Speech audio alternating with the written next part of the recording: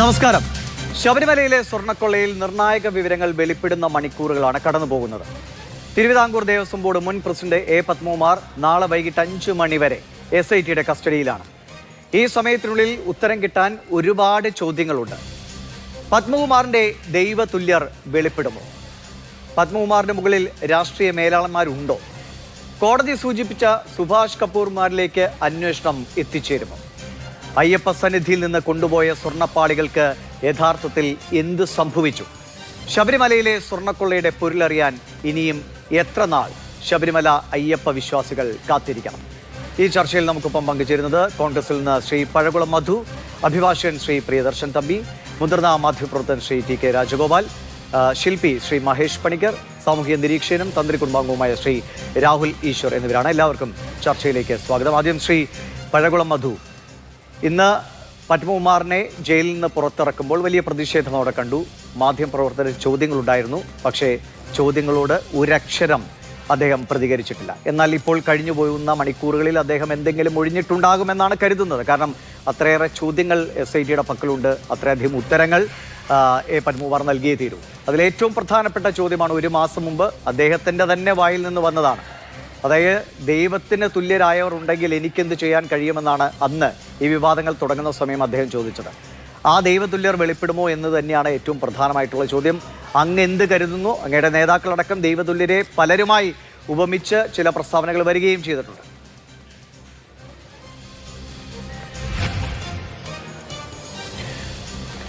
ഈ പ്രശ്നത്തിൽ പത്മകുമാറിനെ കസ്റ്റഡിയിൽ വാങ്ങിയതിന് ശേഷം നടക്കാൻ പോകുന്ന ഡെവലപ്മെൻറ്റ്സ് വളരെ നിർണായകമാണ്. 6 ആഴ്ച കോടതി അനുവദിച്ചത് ഡിസംബർ 3-ാം തീയതി തീരുകയാണ്. ഇപ്പോൾ നിലവിൽ 2 റിപ്പോർട്ട് കോടതിയിൽ SIT കൊടുത്തു കഴിഞ്ഞു. 3-ാമത്തെ റിപ്പോർട്ട് ഡിസംബർ മാസം 3-ാം തീയതി കോടതി മുമ്പാകെ വരും. അപ്പോൾ അതിനു മുമ്പ് കോടതി ഇതൊക്കെ നല്ലവണ്ണം നിരീക്ഷിക്കുന്നുണ്ട്. ഇപ്പോൾ കോടതിക്ക് അറിയേണ്ടത് ഓരോരോ പുതിയ ഡെവലപ്മെൻറ്റ്സാണ്. ഇവർ കസ്റ്റഡിയിലെടുത്ത റിമാൻഡ് ചെയ്യപ്പെട്ട പ്രതികളുടെ ചോദ്യം ചെയ്യലിൽ ബോധ്യപ്പെട്ട കാര്യങ്ങൾ പൊതുസമൂഹത്തിൻ്റെ മുമ്പിൽ, കോടതിയുടെ മുമ്പിൽ ഇപ്പോൾ തന്നെ ഈ സ്വർണ്ണക്കൊള്ളയുമായി ബന്ധപ്പെട്ട് ഏത് ദിശയിലേക്ക് അന്വേഷണം പോകണം എന്നതിനെ സംബന്ധിച്ച് ഒരു ധാരണയുണ്ട്. ആ ധാരണയെ ബലപ്പെടുത്തുന്ന, അല്ലെങ്കിൽ ആ ധാരണ കോടതിക്കുള്ള ധാരണയെങ്കിലും സഹായിക്കുന്ന വിധത്തിൽ SITക്ക് പ്രവർത്തിക്കാൻ കഴിഞ്ഞോ എന്നുള്ളത് നമുക്ക് 3-ാം തീയതി അറിയാം. പത്മകുമാറിനെ കസ്റ്റഡിയിലെടുക്കാൻ തന്നെ ഇവർ വൈകി. അന്ന് തന്നെ പത്മകുമാറിനെ കസ്റ്റഡി എടുക്കേണ്ടതായിരുന്നു. അദ്ദേഹത്തെ കസ്റ്റഡിയിലെടുത്ത് അദ്ദേഹത്തെ ചോദ്യം ചെയ്ത് അദ്ദേഹത്തിന് നടത്തിയ പ്രസ്താവനയുടെ പൊരുൾ കണ്ടെത്താൻ SIT ശ്രമിക്കേണ്ടതായിരുന്നു. അതിലൊരു വല്ലാത്ത കാലവിളംബം ഉണ്ടായി എന്ന് നമുക്ക് നിസ്സംശയം മനസ്സിലാക്കാൻ കഴിയും. ദൈവതുല്യരായ ആര് എന്ന ചോദ്യമാണ് ഇപ്പോൾ ഉയർന്നു കേൾക്കുന്നത്. ആ ചോദ്യം എറിഞ്ഞിട്ടത് പത്മകുമാറാണ്. പത്മകുമാറിൻ്റെ സ്വഭാവം അനുസരിച്ചാണെങ്കിൽ അദ്ദേഹം പത്തനംതിട്ട ജില്ലക്കാരനാണ്. അദ്ദേഹത്തെ കൊടുക്കാൻ ശ്രമിച്ചാൽ അദ്ദേഹം ആരെയും വെറുതെ വിടത്തില്ല. പക്ഷേ ഈ 2 ആഴ്ച കാലം, അല്ലെങ്കിൽ പത്മകുമാറിനെ അറസ്റ്റ് ചെയ്തതിന് ശേഷമുള്ളൊരു കാലം അദ്ദേഹത്തെ മാനേജ് ചെയ്യാൻ, SITയെ സമ്മർദ്ദത്തിലാക്കാൻ എന്തെങ്കിലുമൊക്കെ പരിശ്രമം നടന്നിട്ടുണ്ടോ? അതിനുശേഷമാണോ SIT കസ്റ്റഡി അപേക്ഷ നൽകിയത് എന്നൊക്കെയുള്ള സംശയങ്ങൾ ബലപ്പെട്ട് വരികയാണ്. ദൈവതുല്യർ എന്തായാലും കുടുങ്ങും എന്ന കാര്യത്തിൽ ഒരു സംശയവുമില്ല. അപ്പോൾ ഈ 3-ാമത്തെ ഇടക്കാല റിപ്പോർട്ട് കോടതിയിൽ കൊടുക്കുമ്പോൾ കോടതിക്ക് SITയോട് പല ചോദ്യങ്ങളും ചോദിക്കാനുണ്ടാകും. കോടതി SITയെ പിരിച്ചുവിടാൻ ഒരു കാരണമുണ്ടാകാതിരിക്കണമെങ്കിൽ SIT സത്യസന്ധമായ ഒരു റിപ്പോർട്ടോട് കൊടുക്കേണ്ടി വരും. അപ്പോൾ SIT പത്മകുമാറിനോട് ചോദിക്കേണ്ട പ്രധാനപ്പെട്ട ചോദ്യം, ആരാണ് ദൈവതുല്യർ എന്ന ചോദ്യം നിങ്ങൾ ആവർത്തിച്ചിട്ടുണ്ടോ? എന്താണ് പത്മകുമാറിൻ്റെ ഉത്തരം? പത്മകുമാർ മാത്രം ഈ കുറ്റം ചുമന്ന് പാർട്ടിയെ രക്ഷിക്കാൻ പത്മകുമാർ തയ്യാറാകുമോ? അതോ തന്നെ മാത്രം കുടുക്കി രക്ഷപ്പെടാൻ ശ്രമിക്കുന്ന പാർട്ടിയിലെ ദൈവതുല്യരായ ഉന്നതരെ അങ്ങനെ വെറുതെ വിടാൻ തയ്യാറാകില്ല എന്ന് പത്മകുമാർ തീരുമാനിക്കുമോ? ഈ 2 ചോദ്യങ്ങൾക്കിടയിലാണ് ഈ കഴിഞ്ഞ കുറേ ദിവസങ്ങൾ കടന്നുപോയത്. അപ്പോൾ ഈ തന്ത്രിമാരെ വിളിച്ച് ചോദ്യം ചെയ്തു. പക്ഷെ മന്ത്രിമാരിലേക്ക് പോകുന്നില്ല. എല്ലാവർക്കും അറിയാം, പത്മകുമാറിൻ്റെ അടുത്തേക്കും വാസുവിൻ്റെ അടുത്തേക്കും ഈ ഉണ്ണികൃഷ്ണൻ പോറ്റിയെ പറഞ്ഞു വിട്ടതും ഇതിൻ്റെ ഗൂഢാലോചന നടത്തിയതും അന്നത്തെ മന്ത്രിയായിരുന്ന കടകംപള്ളി സുരേന്ദ്രനായിരുന്നു എന്നുള്ളത് വിശ്വസനീയമായിട്ടുള്ള വാർത്തകൾ പുറത്തു വന്നിട്ടുണ്ട്. അതിവർ തന്നെ പറയുന്നുണ്ട്. ഇതുവരെ ലഭ്യമായ മൊഴികളിലും അതുണ്ടെന്നാണ് നമ്മുടെ ധാരണ. അപ്പം എന്തുകൊണ്ട് മന്ത്രിയിലേക്ക് പോകുന്നില്ല? തന്ത്രിയിലേക്ക് വന്നിട്ട് തന്ത്രി ആണ് ഇതിനെല്ലാം ഉത്തരവാദി എന്ന് ഒതുക്കി ആദ്യം ഉദ്യോഗസ്ഥന്മാരുടെ മാത്രം ചുമലിൽ കെട്ടിവെക്കാൻ ശ്രമിച്ചതുപോലെ ഇപ്പോൾ അവസാനം തന്ത്രിയിലേക്ക് കൊണ്ടുവന്ന് പഞ്ചായത്ത് ഇലക്ഷൻ വരെ തന്ത്രിക്ക് ചുറ്റും കടന്ന് കറങ്ങാൻ, റണ്ണിങ് അറൗണ്ട് ദ ബുഷ് തന്ത്രി, അങ്ങനെ ഉദ്യോഗസ്ഥർ കറങ്ങാനുള്ള ശ്രമമാണോ ഇവർ നടത്തുന്നതെന്ന് നമുക്ക് സംശയിക്കേണ്ടിയിരിക്കുന്നു. 2 മുൻ ദേവസ്വം ബോർഡ് പ്രസിഡന്റുമാരാണ്, 2 പേരും ഉന്നതരാണ്, പാർട്ടി ബന്ധം ശക്തമാണ്. ഈ 2 പേരും നിയമിക്കപ്പെട്ടതും നിയമനത്തിന് ശേഷം അവർ പ്രവർത്തിച്ചതുമെല്ലാം പാർട്ടിയുടെ നിയന്ത്രണത്തിലാണ്. CPM പാർട്ടി KKG സെന്ററിൽ ഞാൻ മനസ്സിലാക്കിയിടത്തോളം ഒരു ദേവസ്വം ഫ്രാക്ഷൻ ഉണ്ട്. ആ ദേവസ്വം ഫ്രാക്ഷനിൽ അതാത് കാലത്തെ ദേവസ്വം മന്ത്രിമാർ അംഗങ്ങളാണ്. ആ മന്ത്രിമാരുൾപ്പെടെ പാർട്ടി സെക്രട്ടറി ദേവസ്വം ഫ്രാക്ഷനിൽ അംഗമാണോ എങ്കിൽ പാർട്ടി സെക്രട്ടറിക്ക് ഇത് അറിയാമായിരുന്നോ? ദൈവതുല്യരായി ഞാൻ ബഹുമാനിക്കുന്ന നേതാക്കന്മാർ കേരളത്തിന്റെ മുഖ്യമന്ത്രിയാണോ എന്നൊക്കെയുള്ള ചോദ്യങ്ങൾ ഉണ്ട്. ശരിയാണ്, ദൈവതുല്യർ ആരെന്ന് വെളിപ്പെടുമോ എന്ന് കാത്തിരുന്ന് അറിഞ്ഞേ പറ്റൂ. ദൈവതുല്യരാണോ അദ്ദേഹത്തെ സംരക്ഷിക്കുന്നതെന്ന് നമുക്ക് ഇപ്പോൾ അറിയില്ല. ഞാൻ അങ്ങയിലേക്ക് വരാം. ശ്രീ പ്രിയദർശൻ തമ്പി, ഇപ്പോ ഈ വിവാദം ഉണ്ടായ സമയം മുതൽ ഒരു കാര്യം കൂടി ഞാൻ പറഞ്ഞാൽ നിങ്ങൾക്ക് തുടർ ചർച്ചയ്ക്ക് സഹായകമാകും. പറഞ്ഞോളൂ. ദിവീഷ് ഒരു കാര്യം കൂടി പറഞ്ഞാൽ അത് താങ്കൾക്ക് സഹായകമാകും. അതുകൂടെ ഞാൻ പറഞ്ഞ് എന്റെ ഭാഗം അവസാനിപ്പിക്കാം. ഇവിടെ പത്മകുമാർ എന്ന് പറയുന്നയാൾ CPM-ന്റെ സംസ്ഥാന സമ്മേളനത്തിൽ അലങ്കോലമുണ്ടാക്കി ഇറങ്ങി പുറപ്പെട്ട് പാർട്ടിയെ വിമർശിച്ച് പരസ്യമായി വിമർശിച്ച ആളാണ്. കാരണം എന്താണ്? വീണ ജോർജ്, കേരളത്തിന്റെ മുഖ്യമന്ത്രിക്ക് ഏറ്റവും പ്രിയപ്പെട്ട മന്ത്രിമാരിൽ ഒരാളായ വീണ ജോർജിനെ വിമർശിച്ചു ഇറങ്ങി വന്നത്. അയാൾക്കെതിരെ ഒരു നടപടി എടുത്തിട്ടില്ല. പത്തനംതിട്ട ജില്ലാ കമ്മിറ്റിയിൽ പത്മകുമാർ ഏറ്റുമുട്ടി ഒരു ജില്ലാ സെക്രട്ടേറിയറ്റ് അംഗം പത്മകുമാറിനെ അടിച്ചു വീഴ്ത്തി. വലിയ വാർത്തയായി, പാർട്ടിക്ക് അപമാനമുണ്ടാക്കി.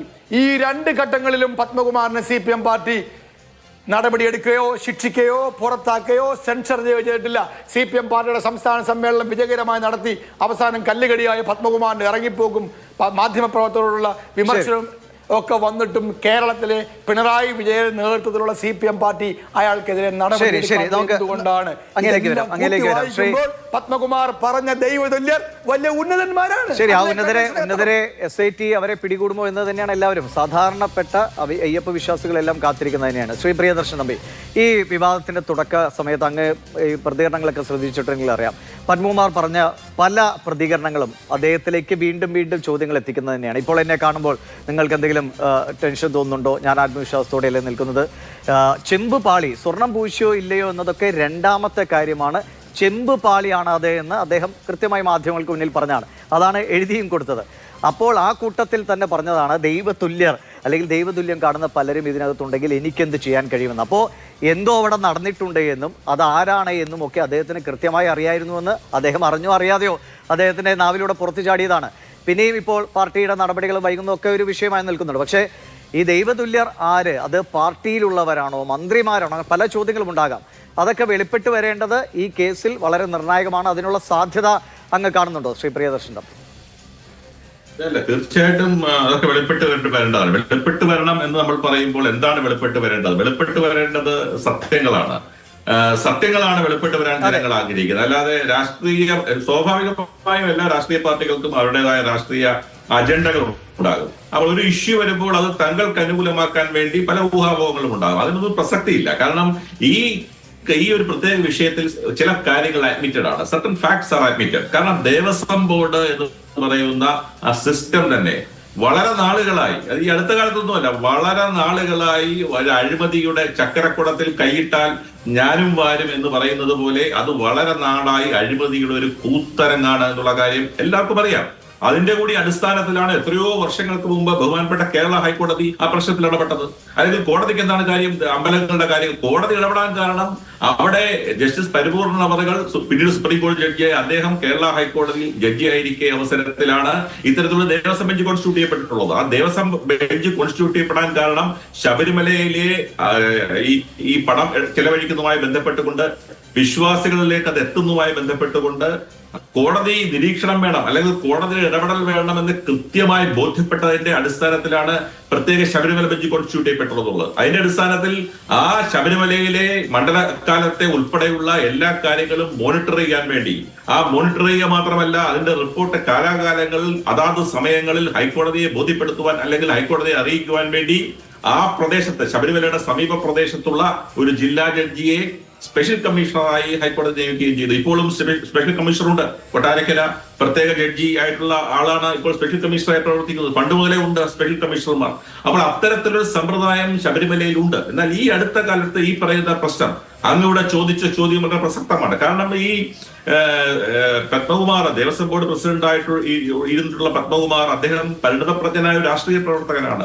അദ്ദേഹത്തിന് ജാഗ്രത പുലർത്തേണ്ടത് തന്നെയാണ്, യാതൊരു സംശയവുമില്ല. അദ്ദേഹത്തിന്റെ സ്റ്റേറ്റ്മെന്റ്സ് ഒക്കെ തന്നെ കുറെ കോൺട്രഡിക്റ്റീവ് ആയിട്ടുള്ള സ്റ്റേറ്റ്മെന്റ് ഈ ഇവിടെ സൂചിപ്പിക്കപ്പെട്ടതുപോലെ അദ്ദേഹത്തിൻ്റെതായിട്ടുണ്ട്. അദ്ദേഹം ഒരു സാധാരണ ഒരു ഉദ്യോഗസ്ഥനെ എന്നുള്ള തലത്തിനേക്കാൾ ഉപരിയായി MLA 33ാമത്തെ വയസ്സിൽ MLA ആയ ആളാണ്. പൊതുപ്രവർത്തന രംഗത്ത് അനേകം പ്രവർത്തന പാരമ്പര്യമുള്ള ആളാണ്. അപ്പൊ അദ്ദേഹത്തെ പോലുള്ള ആളുകള് ഇക്കാര്യത്തില് വളരെ വലിയ ജാഗ്രത കുറവ് കാണിച്ചിട്ടുണ്ട് എന്നുള്ള കാര്യത്തിൽ യാതൊരു സംശയവുമില്ല. അതുകൊണ്ട് തന്നെയാണല്ലോ ഈ കാര്യത്തിൽ അദ്ദേഹത്തെ പ്രതിയാക്കുകയും ഇപ്പോൾ ഇതൊരു ജാഗ്രത കുറവ് എന്ന് പറഞ്ഞ് നമുക്ക് ഒഴിവാക്കാനും കഴിയില്ല. കാരണം അങ്ങേക്കറിയാലോ, അദ്ദേഹം തന്നെ നമുക്കറിയാം യുവതീ പ്രവേശന സമയത്തടക്കം അദ്ദേഹം എടുത്ത നിലപാട്, ശബരിമലയുമായിട്ട് അദ്ദേഹത്തിന് പാരമ്പര്യമായിട്ടുള്ള ബന്ധം, ശബരിമല സന്നിധാനത്തെ കുറിച്ചൊക്കെ കൃത്യമായ അറിവുള്ള ആളുകളാണ്, വിശ്വാസപരമായി ഒക്കെ അറിവുള്ള ആളാണ്. അപ്പൊ അദ്ദേഹം കാണിച്ച ജാഗ്രത ഒരു വലിയ പാപമായി തന്നെ അയ്യപ്പ വിശ്വാസികൾ ഇതിനെ കാണും. കാരണം ശബരിമലയിലെ അയ്യപ്പനുമായി ചേർന്ന് നിൽക്കുന്ന കാര്യങ്ങൾ കട്ടുകൊണ്ടുപോകാൻ ഒത്താശ ചെയ്തു കൊടുത്തു എന്ന ഒരു വലിയ ഗുരുതരമായ ആരോപണമാണ്. അപ്പോൾ അദ്ദേഹത്തെ സംരക്ഷിക്കാൻ, അദ്ദേഹം ഈ പറഞ്ഞ കാര്യങ്ങൾ വെച്ച് നോക്കുക, അദ്ദേഹത്തിന്റെ തന്നെ തലയിൽ ഉദിച്ചതാണ് ഈ ഒരു വലിയ കൊള്ള എന്നും നമുക്ക് വിശ്വസിക്കാൻ കഴിയില്ല. ആരോ അദ്ദേഹത്തെ കൃത്യമായി അതിന് പിന്നിലുണ്ട് എന്ന് തന്നെയാണ്. അപ്പൊ അതിലേക്ക് പോകുമോ അദ്ദേഹം? അതിനൊക്കെ മറുപടി ഒരുപക്ഷെ നമ്മൾ ഈ സംസാരിക്കുന്ന വേളയിൽ തന്നെ SITക്ക് കിട്ടിയിട്ടുണ്ടോ എന്ന് നമുക്കറിയില്ല. അപ്പൊ അത് പറയുമോ എന്നതാണ്. പറഞ്ഞാലും അതിലേക്ക് പോകുമോ? അതിപ്പോൾ പ്രതിപക്ഷം ഉന്നയിക്കുന്ന പോലെ മന്ത്രിമാരുടെ പേരുകളും ഒക്കെ പല പേരുകളും വരാം. അല്ല, അത് ഈ ഊഹാപോഹങ്ങൾക്കൊന്നും യാതൊരു അടിസ്ഥാനവുമില്ല. കാരണം അദ്ദേഹം പറയുമോ എന്നുള്ളതല്ല. ഒരു പ്രതിയും പറയുന്ന കാര്യങ്ങൾ നമ്മൾ തൊണ്ട വിഴുങ്ങാതെ ഒരു ഇൻവെസ്റ്റിഗേഷൻ ഏജൻസിയും വിഴുങ്ങില്ല. കാരണം ഒരു ക്രിമിനൽ അന്വേഷണത്തിന്റെ ഒരു പ്രത്യേകതയാണ്. കാരണം ഒരു കേസിൽ ഒരു പ്രതി, ഒരു കേസിൽ പ്രതി പിടിക്കപ്പെട്ടാൽ ഞാൻ ജയിലിൽ കഴിയുന്ന പ്രതിയും കൂടെ ആണെങ്കിൽ പറയുകയും വേണ്ട. ആ ഒരു ജയിലിൽ കിടക്കുക എന്ന് പറയുന്നത് വളരെ ദുരിതം പിടിച്ച കാര്യമാണ്. കാരണം അല്ലെങ്കിൽ ഹാബിച്വൽ ഒഫൻഡർ ആവണം.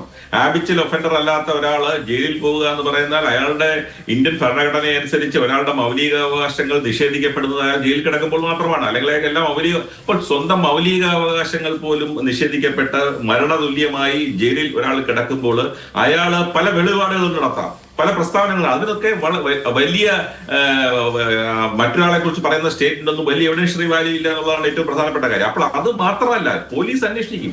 കാരണം ഇതില് കേരള ഹൈക്കോടതി അനിതര സാധാരണമായ ഒരു അന്വേഷണം, ഞാൻ പല ചർച്ചകളിൽ ഇന്നലെയും ഒരു ചാനലിലെ ചർച്ചയിൽ പറഞ്ഞു, ആ വാക്കാണ് ഞാൻ ഉപയോഗിക്കാൻ ആഗ്രഹിക്കുന്നത്. അനിതര സാധാരണമായ ഒരു അന്വേഷണമാണ് ഇതിൽ നടക്കുന്നത്. കാരണം ഈ അന്വേഷണം മോണിറ്റർ ചെയ്യുന്നത് കേരള ഹൈക്കോടതിയുടെ സീനിയർ ഡിവിഷൻ ബെഞ്ചാണ്. ഏറ്റവും മുതിർന്ന ജഡ്ജി അടങ്ങിയ ഒരു ഡിവിഷൻ ബെഞ്ചാണ് ഈ കേസിന് അന്വേഷണം മോണിറ്റർ ചെയ്യുന്നത്. ആ അന്വേഷണത്തിലെ ഉദ്യോഗസ്ഥന്മാരെ നിശ്ചയിച്ചതും അവരുടെ പേര്. അതാണ് ശ്രീ പ്രിയദർശൻ നമ്മെ ഒരു കോടതി നേരിട്ടേക്ക് അങ്ങ് തന്നെ നേരത്തെ സൂചിപ്പിച്ചു, കാലങ്ങളായി ശബരിമലയിൽ നടന്നു വരുന്ന കാര്യങ്ങൾ എന്താണ്, കോടതി ഇതിനു മുൻപും ഇക്കാര്യങ്ങളിൽ ഇടപെട്ടിട്ടുണ്ടെന്ന്. അപ്പോൾ നമ്മുടെ ഒരു ഭരണ സംവിധാനം, അതിന്റെ ഭാഗമായി നിൽക്കുന്ന ദേവസ്വം ബോർഡ്, ക്ഷേത്രങ്ങളെ കൃത്യമായി സംരക്ഷിക്കേണ്ട ഒരു സംവിധാനം, എത്രയോ അത് ഏത് പാർട്ടി മാറി ഭരിക്കട്ടെ, ഏത് മാറി വന്നാലും ആ ഒരു അഴിമതി കഥകളോ അല്ലെങ്കിൽ അത്തരം കട്ടുകൊണ്ടു പോകാവുന്ന ഒരു സംവിധാനമായി ക്ഷേത്രങ്ങളെയോ അല്ലെങ്കിൽ അതുമായി ബന്ധപ്പെട്ട കാര്യങ്ങളെ മാറ്റിയെന്നത് വളരെ സങ്കടകരമാണ്, ഖേദകരമാണ്. അതുകൊണ്ടാണ് കോടതിക്ക് ഇപ്പോഴും ഇടപെടേണ്ടി വന്നത്. അതിലെ എല്ലാ പാർട്ടിക്കാരും തുല്യ ഉത്തരവാദിത്തമുള്ളവരാണ്. ഞാൻ അങ്ങയിലേക്ക് വരാം. ശ്രീ രാജഗോപാൽ, ഇപ്പോൾ അങ്ങേക്ക് ഇതിന്റെ കാലങ്ങളായി അല്ലെങ്കിൽ പതിറ്റാണ്ടുകളായി ശബരിമലയിൽ നടക്കുന്ന കാര്യങ്ങളെക്കുറിച്ചൊക്കെ അറിയാവുന്നതാണ്. അവിടെയാണ് ഇപ്പോൾ പത്മകുമാറിന്റെ ചോദ്യം ചെയ്യലിൽ ഏറ്റവും നിർണായകമായ വിവരങ്ങൾ ഉണ്ടാകും. ഇപ്പോൾ നമുക്കറിയാലോ, ഈ അന്വേഷണം വളരെ കോടതിയുടെ നിരീക്ഷണത്തിലാണ്. വളരെ കുറച്ച് വിവരങ്ങൾ മാത്രമേ പുറത്തു വരുന്നുള്ളൂ. ഇതിൻ്റെയൊക്കെ ഒരുപാട് വ്യാപ്തിയിൽ ആഴത്തിലുള്ള വിവരങ്ങൾ ഒരുപക്ഷെ SITയുടെ കയ്യിലുണ്ടാകാം. അത് കോടതിയിൽ എത്തുന്ന മുറയ്ക്ക് നമുക്ക് കിട്ടുമെന്ന് പ്രതീക്ഷയും. എങ്കിലും നിലവിൽ ഈ ഘട്ടത്തിൽ പത്മകുമാർ തന്നെ പറഞ്ഞ വാക്കുകൾ, അദ്ദേഹത്തിനെ തന്നെ തിരിച്ചു കുത്തുന്ന ഈ വാക്കുകൾ, ഈ ദൈവതുല്യരടക്കമുള്ള വിശേഷണങ്ങൾ, അതൊക്കെ കൃത്യമായ ഒരു വലിയ സംഘടിതമായ ഒരു സംവിധാനം ഇതിന് പിന്നിൽ ഉണ്ടായിരുന്നു എന്ന് വെളിവാക്കുന്നതല്ലേ? അതിലേക്ക് എത്തിച്ചേരാൻ SITയുടെ നിലവിലെ അന്വേഷണത്തിന് കഴിയും എന്ന ഒരു ശുഭപ്രതീക്ഷ അങ്ങേക്കുണ്ടോ? തീർച്ചയായിട്ടും ഉണ്ട് ദിവിഷ്. കാരണം എന്ന് പറഞ്ഞു കഴിഞ്ഞാൽ SIT കഴിഞ്ഞ ദിവസം ശബരിമല തന്ത്രിമാരെ രണ്ടുപേരെയും വിളിച്ച് മൊഴിയെടുത്തിരുന്നു. തിരുവനന്തപുരത്ത് വെച്ച് അവിടെ മൊഴിയെടുത്തിട്ടുണ്ടായിരുന്നു. സീനിയർ തന്ത്രിമാരായ കണ്ഠരര് മോഹനരുടെയും കണ്ഠരര് രാജീവരുടെയുമാണ് മൊഴിയെടുത്തിട്ടുള്ളത്. രണ്ടുപേരുടെയും മൊഴികളിൽ നിന്ന്, ഇന്ന് തന്ത്രി രാജീവരുടെ വാക്കുകളിൽ നിന്ന് നമുക്ക് മനസ്സിലാകുന്നൊരു കാര്യമെന്ന് പറഞ്ഞാൽ, ഇനിയും വരാനുണ്ട്. ഇനിയും വരാനുണ്ട്. നമ്മൾ പറഞ്ഞതുപോലെ ദൈവതുല്യർ, പത്മകുമാർ പറഞ്ഞ ദൈവതുല്യർ ഇനിയും വരാനുണ്ടെന്നാണ് ആ വാക്കുകളിൽ നിന്ന് എനിക്ക് മനസ്സിലാകുന്നത്. കാരണം എന്താണ് രാജീവർ പറയുന്നത്? രാജീവർ പറയുന്നത് ഞങ്ങൾക്ക് ശബരിമലയിൽ ആത്മീയ കാര്യങ്ങൾ മാത്രമേ ഉള്ളൂ, താന്ത്രികപരമായ കാര്യങ്ങൾ മാത്രമേ ഞങ്ങൾ ചെയ്യുന്നുള്ളൂ. മറ്റ് ഭൗതിക വശങ്ങളൊക്കെ നോക്കുന്നത് ദേവസ്വം ബോർഡാണ്. ശരിയാണ്, അതിൻ്റെ കസ്റ്റോഡിയൻ ദേവസ്വം ബോർഡാണ്, ക്ഷേത്രത്തിൻ്റെ കസ്റ്റോഡിയൻ ദേവസ്വം ബോർഡ് ആയതുകൊണ്ട് അവരാണ് അത്തരം കാര്യങ്ങൾ നോക്കുന്നത്. അപ്പോൾ അതുകൊണ്ട് അനുജ്ഞ കൊടുക്കുക അല്ലെങ്കിൽ അനുവാദം കൊടുക്കാനുള്ള ഉത്തരവാദിത്തം മാത്രമേ ഞങ്ങൾക്കുള്ളൂ. മറ്റു കാര്യങ്ങളൊക്കെ എന്തെങ്കിലും സംഭവിച്ചിട്ടുണ്ടെങ്കിൽ അതായത് ഈ വസ്തുക്കളൊക്കെ അവിടെ നിന്ന് എടുത്തുകൊണ്ട് പോയിട്ടുണ്ടെങ്കിൽ ഞങ്ങൾ അറിഞ്ഞിട്ടില്ല എന്നാണ് അവർ പറയുന്നത്. അപ്പോൾ പിന്നെ ആരൊക്കെ ഉണ്ടല്ലോ ഇതിനകത്തിൽ. അതാണ് അദ്ദേഹത്തിൻ്റെ മൊഴി തന്നെയാണ്. അത് മുമ്പേ അഡ്വക്കേറ്റ് പ്രിയദർശൻ തമ്പി പറഞ്ഞതുപോലെ ആ മൊഴി പുറത്തു വന്ന അദ്ദേഹത്തിൻ്റെ സംസാരമാണ്. അദ്ദേഹം മാധ്യമങ്ങളോട് സംസാരിച്ച കാര്യത്തിൽ നിന്നാണ് ഞാനീ പറയുന്നത്. അത് തന്നെ നമുക്ക് വിശ്വസിക്കാമല്ലോ. അതിനെ നമുക്ക് വിശ്വസിക്കാമെന്നുണ്ടെങ്കിൽ തന്ത്രി രാജീവർ എന്ന് കൃത്യമായിട്ട് പറഞ്ഞിട്ടുണ്ട് അത്തരം കാര്യങ്ങൾ. ഇങ്ങനെ ആണെങ്കിൽ ഞങ്ങളല്ല മറ്റാരോ ദേവസ്വം ബോർഡ് ഉദ്യോഗസ്ഥരും ഒക്കെ ചേർന്നിട്ടാണ് കൊണ്ടുപോയത്. അപ്പോൾ ദൈവങ്ങൾ ഇനിയും വരാനുണ്ട്, ഇനിയും ദൈവങ്ങൾ വരാനുണ്ട് എന്ന് ദിവീഷ് ചോദിച്ച പോലെ അത് പാർട്ടി ദൈവങ്ങളാണോ അതോ ഇനിയും പിന്നെ ഇതിനകത്തിൽ സർക്കാരിനുള്ള വല്ല ദൈവങ്ങളാണോ? അതൊക്കെ ഇനിയും തുടർച്ചയായിട്ട് പെട്ടെന്ന് വരും. കാരണം ഇന്ന് കൃത്യമായിട്ട് മൊഴി എടുത്തുകൊണ്ടിരിക്കുകയാണ്, പത്മകുമാറിൻ്റെ മൊഴി എടുത്തുകൊണ്ടിരിക്കുകയാണ്. SIT ആദ്യം പ്രാഥമികമായ ചില ചോദ്യം ചെയ്യലുകളൊക്കെ ഉണ്ടായിട്ടുള്ളൂ. ഇന്ന് വളരെ വിശദമായിട്ട് അദ്ദേഹത്തെ പിന്നെ അവരുടെ കസ്റ്റഡിയിൽ വാങ്ങിച്ചിട്ടുണ്ട്. നാളെ വരെയാണ് സമയം. നാളെ വൈകുന്നേരം 6 മണി വരെ ഉള്ള കാര്യങ്ങൾക്കിടയിൽ പത്മകുമാർ പറയുമെന്നാണ് എനിക്ക് തോന്നുന്നത്. ഇപ്പോൾ 2 തന്ത്രിമാരെയാണ് കഴിഞ്ഞ ദിവസം അവിടെ വിളിപ്പിച്ച് മൊഴിയെടുത്തത്. അതിൽ കണ്ഠരര് മോഹനർ എന്ന് പറയുന്ന ആൾ ഈ കാലഘട്ടത്തിൽ അങ്ങനെ ശബരിമലയിൽ ഉണ്ടായിരുന്നില്ല. നമ്മുടെ ഈ വലിയ വൻകൊള്ളയൊക്കെ നടക്കുന്ന സമയത്ത് അദ്ദേഹം ഉണ്ടായിരുന്നില്ല. അദ്ദേഹത്തിന് മറ്റ് ചില പിന്നെ ഒരു കേസുമായിട്ടൊക്കെ ബന്ധപ്പെട്ട് അദ്ദേഹം മാറി നിൽക്കുകയായിരുന്നു. പക്ഷേ രാജീവര് തന്ത്രി ആ സമയത്ത് അവിടെ ഉണ്ടായിരുന്നു. പക്ഷേ മോഹനതന്ത്രിയുടെ മകനാണ്, ഇപ്പോൾ അദ്ദേഹത്തിൻ്റെ മകനാണ് ശബരിമലയിലെ താന്ത്രികാവകാശം, മഹേഷ് മോഹനർ എന്ന് പറയുന്നത്. അദ്ദേഹം ഇപ്പോൾ സന്നിധാനത്തുണ്ട്. എനിക്ക് തോന്നുന്നത് പിന്നെ ഗോവർദ്ധൻ്റെ ജുവലറിയിലെ പൂജ ആയിട്ട് ബന്ധപ്പെട്ടും പിന്നെ രണ്ടാമത് ഇതിനിടയ്ക്ക് അതായത് ഇവർക്ക് ഓരോ വർഷമാണ് താന്ത്രികാവകാശം എന്ന് പറയുന്നത്. അതിലൊരാൾ 2 തവണ വരികയും ചെയ്യും. കാരണം മറ്റേ ഒരു മൂത്ത ആളിൻ്റെ പെൺമക്കൾ മാത്രമായതുകൊണ്ട് ഒരു തന്ത്രിക്ക് 2 തവണ താന്ത്രികാവകാശം ഇവിടെ കിട്ടുന്നുണ്ട്. അപ്പോൾ മഹേഷ് ഇതിനകത്തിൽ വരുന്നുണ്ട്. ഒരുപക്ഷെ മഹേഷിനെ ഇപ്പോൾ വിളിക്കുകയോ ചോദ്യം ഒന്നും ചെയ്യാത്തടാത്തത് അല്ല മൊഴിയെടുക്കാത്തത് ശബരിമല നട തുറന്നിരിക്കുകയാണല്ലോ. ഇപ്പം നിലവിൽ അദ്ദേഹമാണ് തന്ത്രി അവിടെ. അതുകൊണ്ടായിരിക്കാം അദ്ദേഹത്തെ ചിലപ്പോൾ അന്വേഷിക്കുമായിരിക്കും. അദ്ദേഹത്തിനെ കാണാൻ പ്രശാന്തിൻ്റെയും കാലത്തും ഒക്കെ ഇത് രണ്ടാമത് ഇളക്കിക്കൊണ്ട് പോകുന്ന സമയങ്ങളിലൊക്കെ ഉള്ള ചില കാര്യങ്ങളിൽ സംശയം നിവൃത്തി വരുത്താനായിട്ട് അദ്ദേഹത്തെ വിളിക്കുമെന്നാണ് എനിക്ക് തോന്നുന്നത്. അതേപോലെ തന്നെയാണ് തന്ത്രി രാജീവരുടെ മറ്റൊരു നിങ്ങളോട് സംസാരിച്ച കൂട്ടത്തിലാണോ അതോ ചാനലിൽ പുറത്തു വന്ന വാർത്തകൾ പ്രകാരമാണെങ്കിൽ അവർ പറയുന്നത് ഞങ്ങൾ ദൈവഹിതം നോക്കിയ ശേഷമാണ് ഇതിന് അനുമതി കൊടുത്തെന്ന് പറയുന്നു. അതൊരു കുരുക്കാണ്. അതിന് രാജീവിനൊരു കുരുക്കായിട്ട് മാറും. കാരണം ദൈവഹിതം നോക്കുന്നത് എങ്ങനെയാണ്? ദൈവഹിതം നോക്കണമെന്നുള്ള ദേവപ്രശ്നം നടക്കണം. അങ്ങനെയാണല്ലോ നമ്മൾ തന്ത്രശാസ്ത്രമൊക്കെ പറയുന്നത്. എങ്ങനെയാണ്? പ്രത്യേകിച്ച് രാഹുൽ അവിടെ ഉണ്ട്, രാഹുലിന് അറിയാമായിരിക്കും. എൻ്റെ അറിവിലില്ല. ഞാൻ അങ്ങയിലേക്ക് വരാം. രാഹുൽ തന്നെ ഉണ്ട് നമുക്കൊപ്പം. ശ്രീ രാഹുൽ തന്ത്രി കുടുംബം കൂടി ആയതുകൊണ്ട് രാഹുലിന് അതിൽ കൂടുതൽ കാര്യങ്ങൾ പറയാൻ കഴിയും. നമുക്കറിയാം ശബരിമലയുമായി ബന്ധപ്പെട്ട് നിൽക്കുന്ന ഇപ്പോൾ അവിടുത്തെ ശാന്തിമാരോടൊക്കെ സാധാരണ വിശ്വാസിക്ക് വളരെ ബഹുമാനവും ആദരവും ഉണ്ട്. അതിലൊന്നും ഒരു ഇടിവും വന്നിട്ടില്ല. അത് നമ്മൾ അവരെ അയ്യപ്പനിലേക്ക് അല്ലെങ്കിൽ അയ്യപ്പൻ്റെ അടുത്ത് നിൽക്കുന്നവർ എന്ന ഒരു പരിഗണന കൊടുത്ത് തന്നെയാണ് വിശ്വാസികളെല്ലാം കാണുന്നത്. അതേ ബഹുമാനവും ആദരവും ഒക്കെ തന്ത്രി കുടുംബാംഗങ്ങൾക്ക് കിട്ടുകയും ചെയ്യുന്നുണ്ട്. പക്ഷേ അവരുടെ ഒരു ഇന്നത്തെ മറുപടിയാണ് മൊഴി രേഖപ്പെടുത്തിയ ശേഷം ദൈവഹിതം നോക്കി എന്നതാണ്. ഇപ്പം അങ്ങ് അദ്ദേഹം ശ്രീ രാജഗോപാൽ സൂചിപ്പിച്ച പോലെ എങ്ങനെയാണ് ദൈവഹിതം നോക്കിയത്, എങ്ങനെയാണ് ഇത് കൊണ്ടുപോകാൻ, ഞങ്ങൾക്ക് അതിൻ്റെ ആത്മീയ കാര്യങ്ങളിൽ മാത്രമാണ് ചുമതലയുള്ളത്, മറ്റു കാര്യങ്ങളൊക്കെ ദേവസ്വം ബോർഡാണ് നടത്തുന്നതെന്ന് പറയുമ്പോഴും ഇത്രയും വലിയൊരു കാര്യം അവിടെ നടക്കുമ്പോൾ അതിനെക്കുറിച്ച് അറിയാതെ പോവുക എന്നതൊരു തെറ്റായിട്ട് തന്നെ എനിക്ക് തോന്നുന്നു. എന്നെ കറക്റ്റ് ചോദ്യം, എന്ത് ദൈവഹിതം, എങ്ങനെയാണ് ആ കാര്യങ്ങൾ തീരുമാനിക്കപ്പെട്ടത്? ഇതറിയാൻ വേണ്ടിയിട്ടാണ്. ഞാൻ ആരെയും ഒരു കുറ്റാരോപണം ഒന്നും നടത്തുന്നതല്ല. എങ്ങനെയാണ് അത് തീരുമാനിക്കപ്പെട്ടിട്ടുണ്ടാവുക? ഏതു വിധമാണ് ഇനി അങ്ങനെയെങ്കിൽ തന്ത്രി കുടുംബാംഗങ്ങളെ ഈ കൊള്ള സംഘം വഞ്ചിച്ചതാണെങ്കിൽ ചെയ്തിട്ടുണ്ടാവുക? 2 കാര്യങ്ങൾ. ഒന്ന്, എല്ലാ അമ്പലത്തിലും, ശബരിമല മാത്രമല്ല എല്ലാ അമ്പലത്തിലും ആത്മീയ കാര്യങ്ങൾ, റിച്വലിസ്റ്റിക് കാര്യങ്ങൾ, ആചാര കാര്യങ്ങൾ, ഇതിനുള്ള പരമാധികാരി തന്ത്രിയാണ്. രണ്ട്, അഡ്മിനിസ്ട്രേറ്റീവ് കാര്യങ്ങൾ, സെക്കുലർ ഭരണപരമായ കാര്യങ്ങൾ, ഇതിന്റെ പരമാധികാരി ദേവസ്വം ബോർഡാണ്. എന്തായാലും ഇപ്പോൾ ഒരു കാര്യത്തിൽ വളരെ പോസിറ്റീവായ ഒരു കാര്യമുണ്ട്. അതായത് ശബരിമല യുവതി പ്രവേശന കാലത്ത് തന്ത്രിക്ക് അധികാരവും അവകാശവും ഇല്ല എന്ന് പറഞ്ഞിരുന്നവരെല്ലാം ഇപ്പോൾ ഓടി നടന്ന് തന്ത്രിക്കാണ് എല്ലാ അധികാരവും, തന്ത്രിക്കാണ് എല്ലാ അവകാശവും എന്ന് കേൾക്കുമ്പോൾ ഒരു വിശ്വാസി എന്ന നിലയിൽ അത് ആശ്വാസം തരുന്നതാണ്. അതായത് പണ്ട് പറഞ്ഞിരുന്നത് തന്ത്രി അങ്ങനെ ചെയ്യണ്ട, തന്ത്രിയുടെ കോന്താലയുടെ കീഴിലല്ല ശബരിമല ഇരിക്കുന്നത്. നമ്മുടെ സാഹചര്യങ്ങൾ നിലപാടുകളെ മാറ്റും രാഹുൽ പലതും. അതെ. അപ്പൊ അതുകൊണ്ട് അങ്ങനെ പറഞ്ഞിരുന്നവർ ഇപ്പം തന്ത്രിയാണ് എല്ലാം, എല്ലാം തന്ത്രിയാണെന്ന് പറയുന്നത് കേൾക്കുമ്പോൾ അറിയില്ല, നല്ല കാര്യമാണ്. രണ്ട്, ഇനി ഏതെങ്കിലും തന്ത്രിക്ക് നേരെ അങ്ങനെ ഇതുവരെ ഏതെങ്കിലും ആരോപണം വന്നിട്ടില്ല. വന്നാൽ തന്നെ ആലോചിച്ച് നോക്കൂ, സാധാരണ വിശ്വാസികൾക്ക് അയ്യപ്പനല്ലേ പ്രധാനം. അയ്യപ്പൻ കഴിഞ്ഞ് അയ്യപ്പന്റെ അവിടെ തന്ത്രിയും മേൽശാന്തിയും ആയതുകൊണ്ടല്ലേ ഇവർക്ക് പ്രസക്തി. അതുകൊണ്ട് അയ്യപ്പനാണ് കോർ. തന്ത്രിമാർക്കെതിരെ ഇതുവരെ ഒരു ഇൻഫർമേഷനും പബ്ലിക് ഡൊമൈനിൽ വന്നിട്ടില്ല, മേൽശാന്തിമാർക്കെതിരെ വന്നിട്ടില്ല. നമുക്ക് ലഭ്യമായ ഇൻഫർമേഷൻ എവിടെയാണ്? ഹൈക്കോടതിയുടെ ഇടക്കാല വിധിന്യായങ്ങളിൽ ദേവസ്വം ബോർഡിനെ എടുത്തു പറയുന്നുണ്ട്, ദേവസ്വം ഒഫീഷ്യൽസിന്റെ ഏറ്റവും ടോപ്പിനെ എടുത്തു പറയുന്നുണ്ട്. ബാക്കിയെല്ലാം നമ്മുടെ യൂട്യൂബ് ചാനൽസ് അടക്കം അവരുടെ ഭാവന വെച്ച് ഓരോ തിയറി ഉണ്ടാക്കുക. ചിലത് ശരിയായിരിക്കാം, ശരിയല്ലായിരിക്കാം. പക്ഷെ ഇതുവരെ വന്ന ശ്രീ ബ്രഹ്മശ്രീ കണ്ഠരരാജി അവര് വളരെ വ്യക്തമായിട്ട് പറയുന്നുണ്ടല്ലോ. രണ്ട്, എല്ലാ കാര്യത്തിലും ദേവപ്രശ്നം വെക്കണമെന്നല്ല. അതായത് ഇത്തരം കാര്യങ്ങളിൽ ദേവപ്രശ്നമല്ല, കുറെ കൂടെ ആഴമേറിയ കാര്യങ്ങളിൽ, അല്ലെങ്കിൽ ഇപ്പം ദേവപ്രശ്നം മുമ്പ് നടന്നിട്ടുണ്ട്, പക്ഷെ ഈ കാര്യത്തിലൊന്നും ദേവപ്രശ്നം വെച്ചല്ല. തന്ത്രി അതിന് അനുമതി കൊടുക്കുകയാണ്. അതായത് ദേവന്റെ ഹിതമറിഞ്ഞ് അനുമതി കൊടുക്കുകയാണ്, ദേവന്റെ അല്ലെങ്കിൽ ആ കോൺസെപ്റ്റിൽ അനുമതി കൊടുക്കുകയാണ്. അപ്പൊ യഥാർത്ഥത്തിൽ സംഭവിക്കുന്ന എന്താ? ഏതമ്പലത്തിലെയും അവിടെ ചെന്ന് നമുക്ക് ഈ വെളിയിലുള്ള ദ്വാരപാല ശില്പങ്ങൾ മാറ്റണം, അങ്ങേക്ക് പെർമിഷൻ തരണമെന്ന് ഇപ്പൊ SIT നേരെ എന്ന് തന്ത്രിയോട് പറഞ്ഞല്ലോ, ഞങ്ങൾക്ക് അവിടുത്തെ ദ്വാരപാല ശില്പങ്ങൾ ഇളക്കി നോക്കണമെന്ന്. തന്ത്രി ഇനി SITയുടെ അടിസ്ഥാനങ്ങളും SITയുടെ അന്വേഷണ ഉദ്യോഗസ്ഥരെ കുറിച്ച് ആലോചിച്ചിട്ടാണോ പോകുന്നത്? അതുകൊണ്ട് തന്ത്രിക്ക് അവിടെ ആചാര ആത്മീയ പൂജാപരമായ കാര്യങ്ങളിൽ മാത്രമേ ഉത്തരവാദിത്വമുള്ളൂ. നേരെ തിരിച്ച് അഡ്മിനിസ്ട്രേറ്റീവായ കാര്യങ്ങൾക്ക് ഉത്തരവാദിത്വം ആർക്കാണ്? ദേവസ്വം ബോർഡിനാണ്. ഒരു വരി കൂടെ പറഞ്ഞ് അവസാനിപ്പിക്കാം. അതായത് ജൂലൈ 19, ജൂലൈ 20 ശബരിമല ശ്രീകോവിലിന്റെ സൈഡിലുള്ള ദ്വാരപാല ശില്പങ്ങൾ ഇളക്കിയെടുത്തു. അത് തന്ത്രി അടക്കം എല്ലാവരും അറിഞ്ഞുകൊണ്ടാണ്. അതിനുശേഷം അയാൾ അതുകൊണ്ടുപോയി മോട്ടിച്ചു, അല്ലെങ്കിൽ ഡ്യൂപ്ലിക്കേറ്റ് ഉണ്ടാക്കി, സ്വർണം പൂശി തുടങ്ങിയ കാര്യങ്ങൾ തന്ത്രി എങ്ങനെ അറിയാനാ? അത് അന്വേഷിക്കേണ്ട ഉത്തരവാദിത്വം ദേവസ്വം ബോർഡിനല്ലേ? അത് അഡ്മിനിസ്ട്രേറ്റീവായ കാര്യങ്ങളാണ്. എന്നിട്ട് തിരിച്ചു വരുമ്പോൾ തീർച്ചയായും തന്ത്രിയുടെ സമയവും മറ്റും ചോദിക്കും, പൂജ ചെയ്യും, പവിത്രവൽക്കരിക്കും, എന്നിട്ട് വീണ്ടും വെക്കും.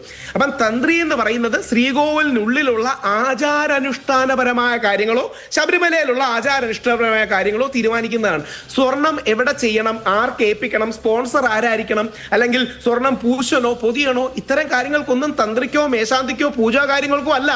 വളരെ വെൽ ഡിഫൈൻഡ് ആണ്. സാധാരണക്കാർ കരുതുന്നതല്ല, വെൽ ഡിഫൈൻഡ് ആയിട്ട് ദേവസ്വം ബോർഡിനാണ് ഉത്തരവാദിത്വം.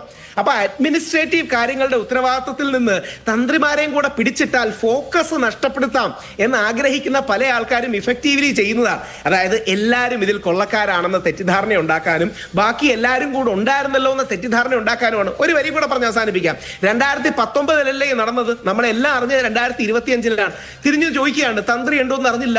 അതേ ലോജിക്ക് ഹൈക്കോടതിയോടും ഇല്ലേ? ഹൈക്കോടതി ഉണ്ടോ എന്ന് അറിഞ്ഞില്ല. സംസ്ഥാനത്തെ ഇന്റലിജൻസ് എന്തുകൊണ്ട് അറിഞ്ഞില്ല? മാധ്യമങ്ങൾ എന്തുകൊണ്ട് അറിഞ്ഞില്ല?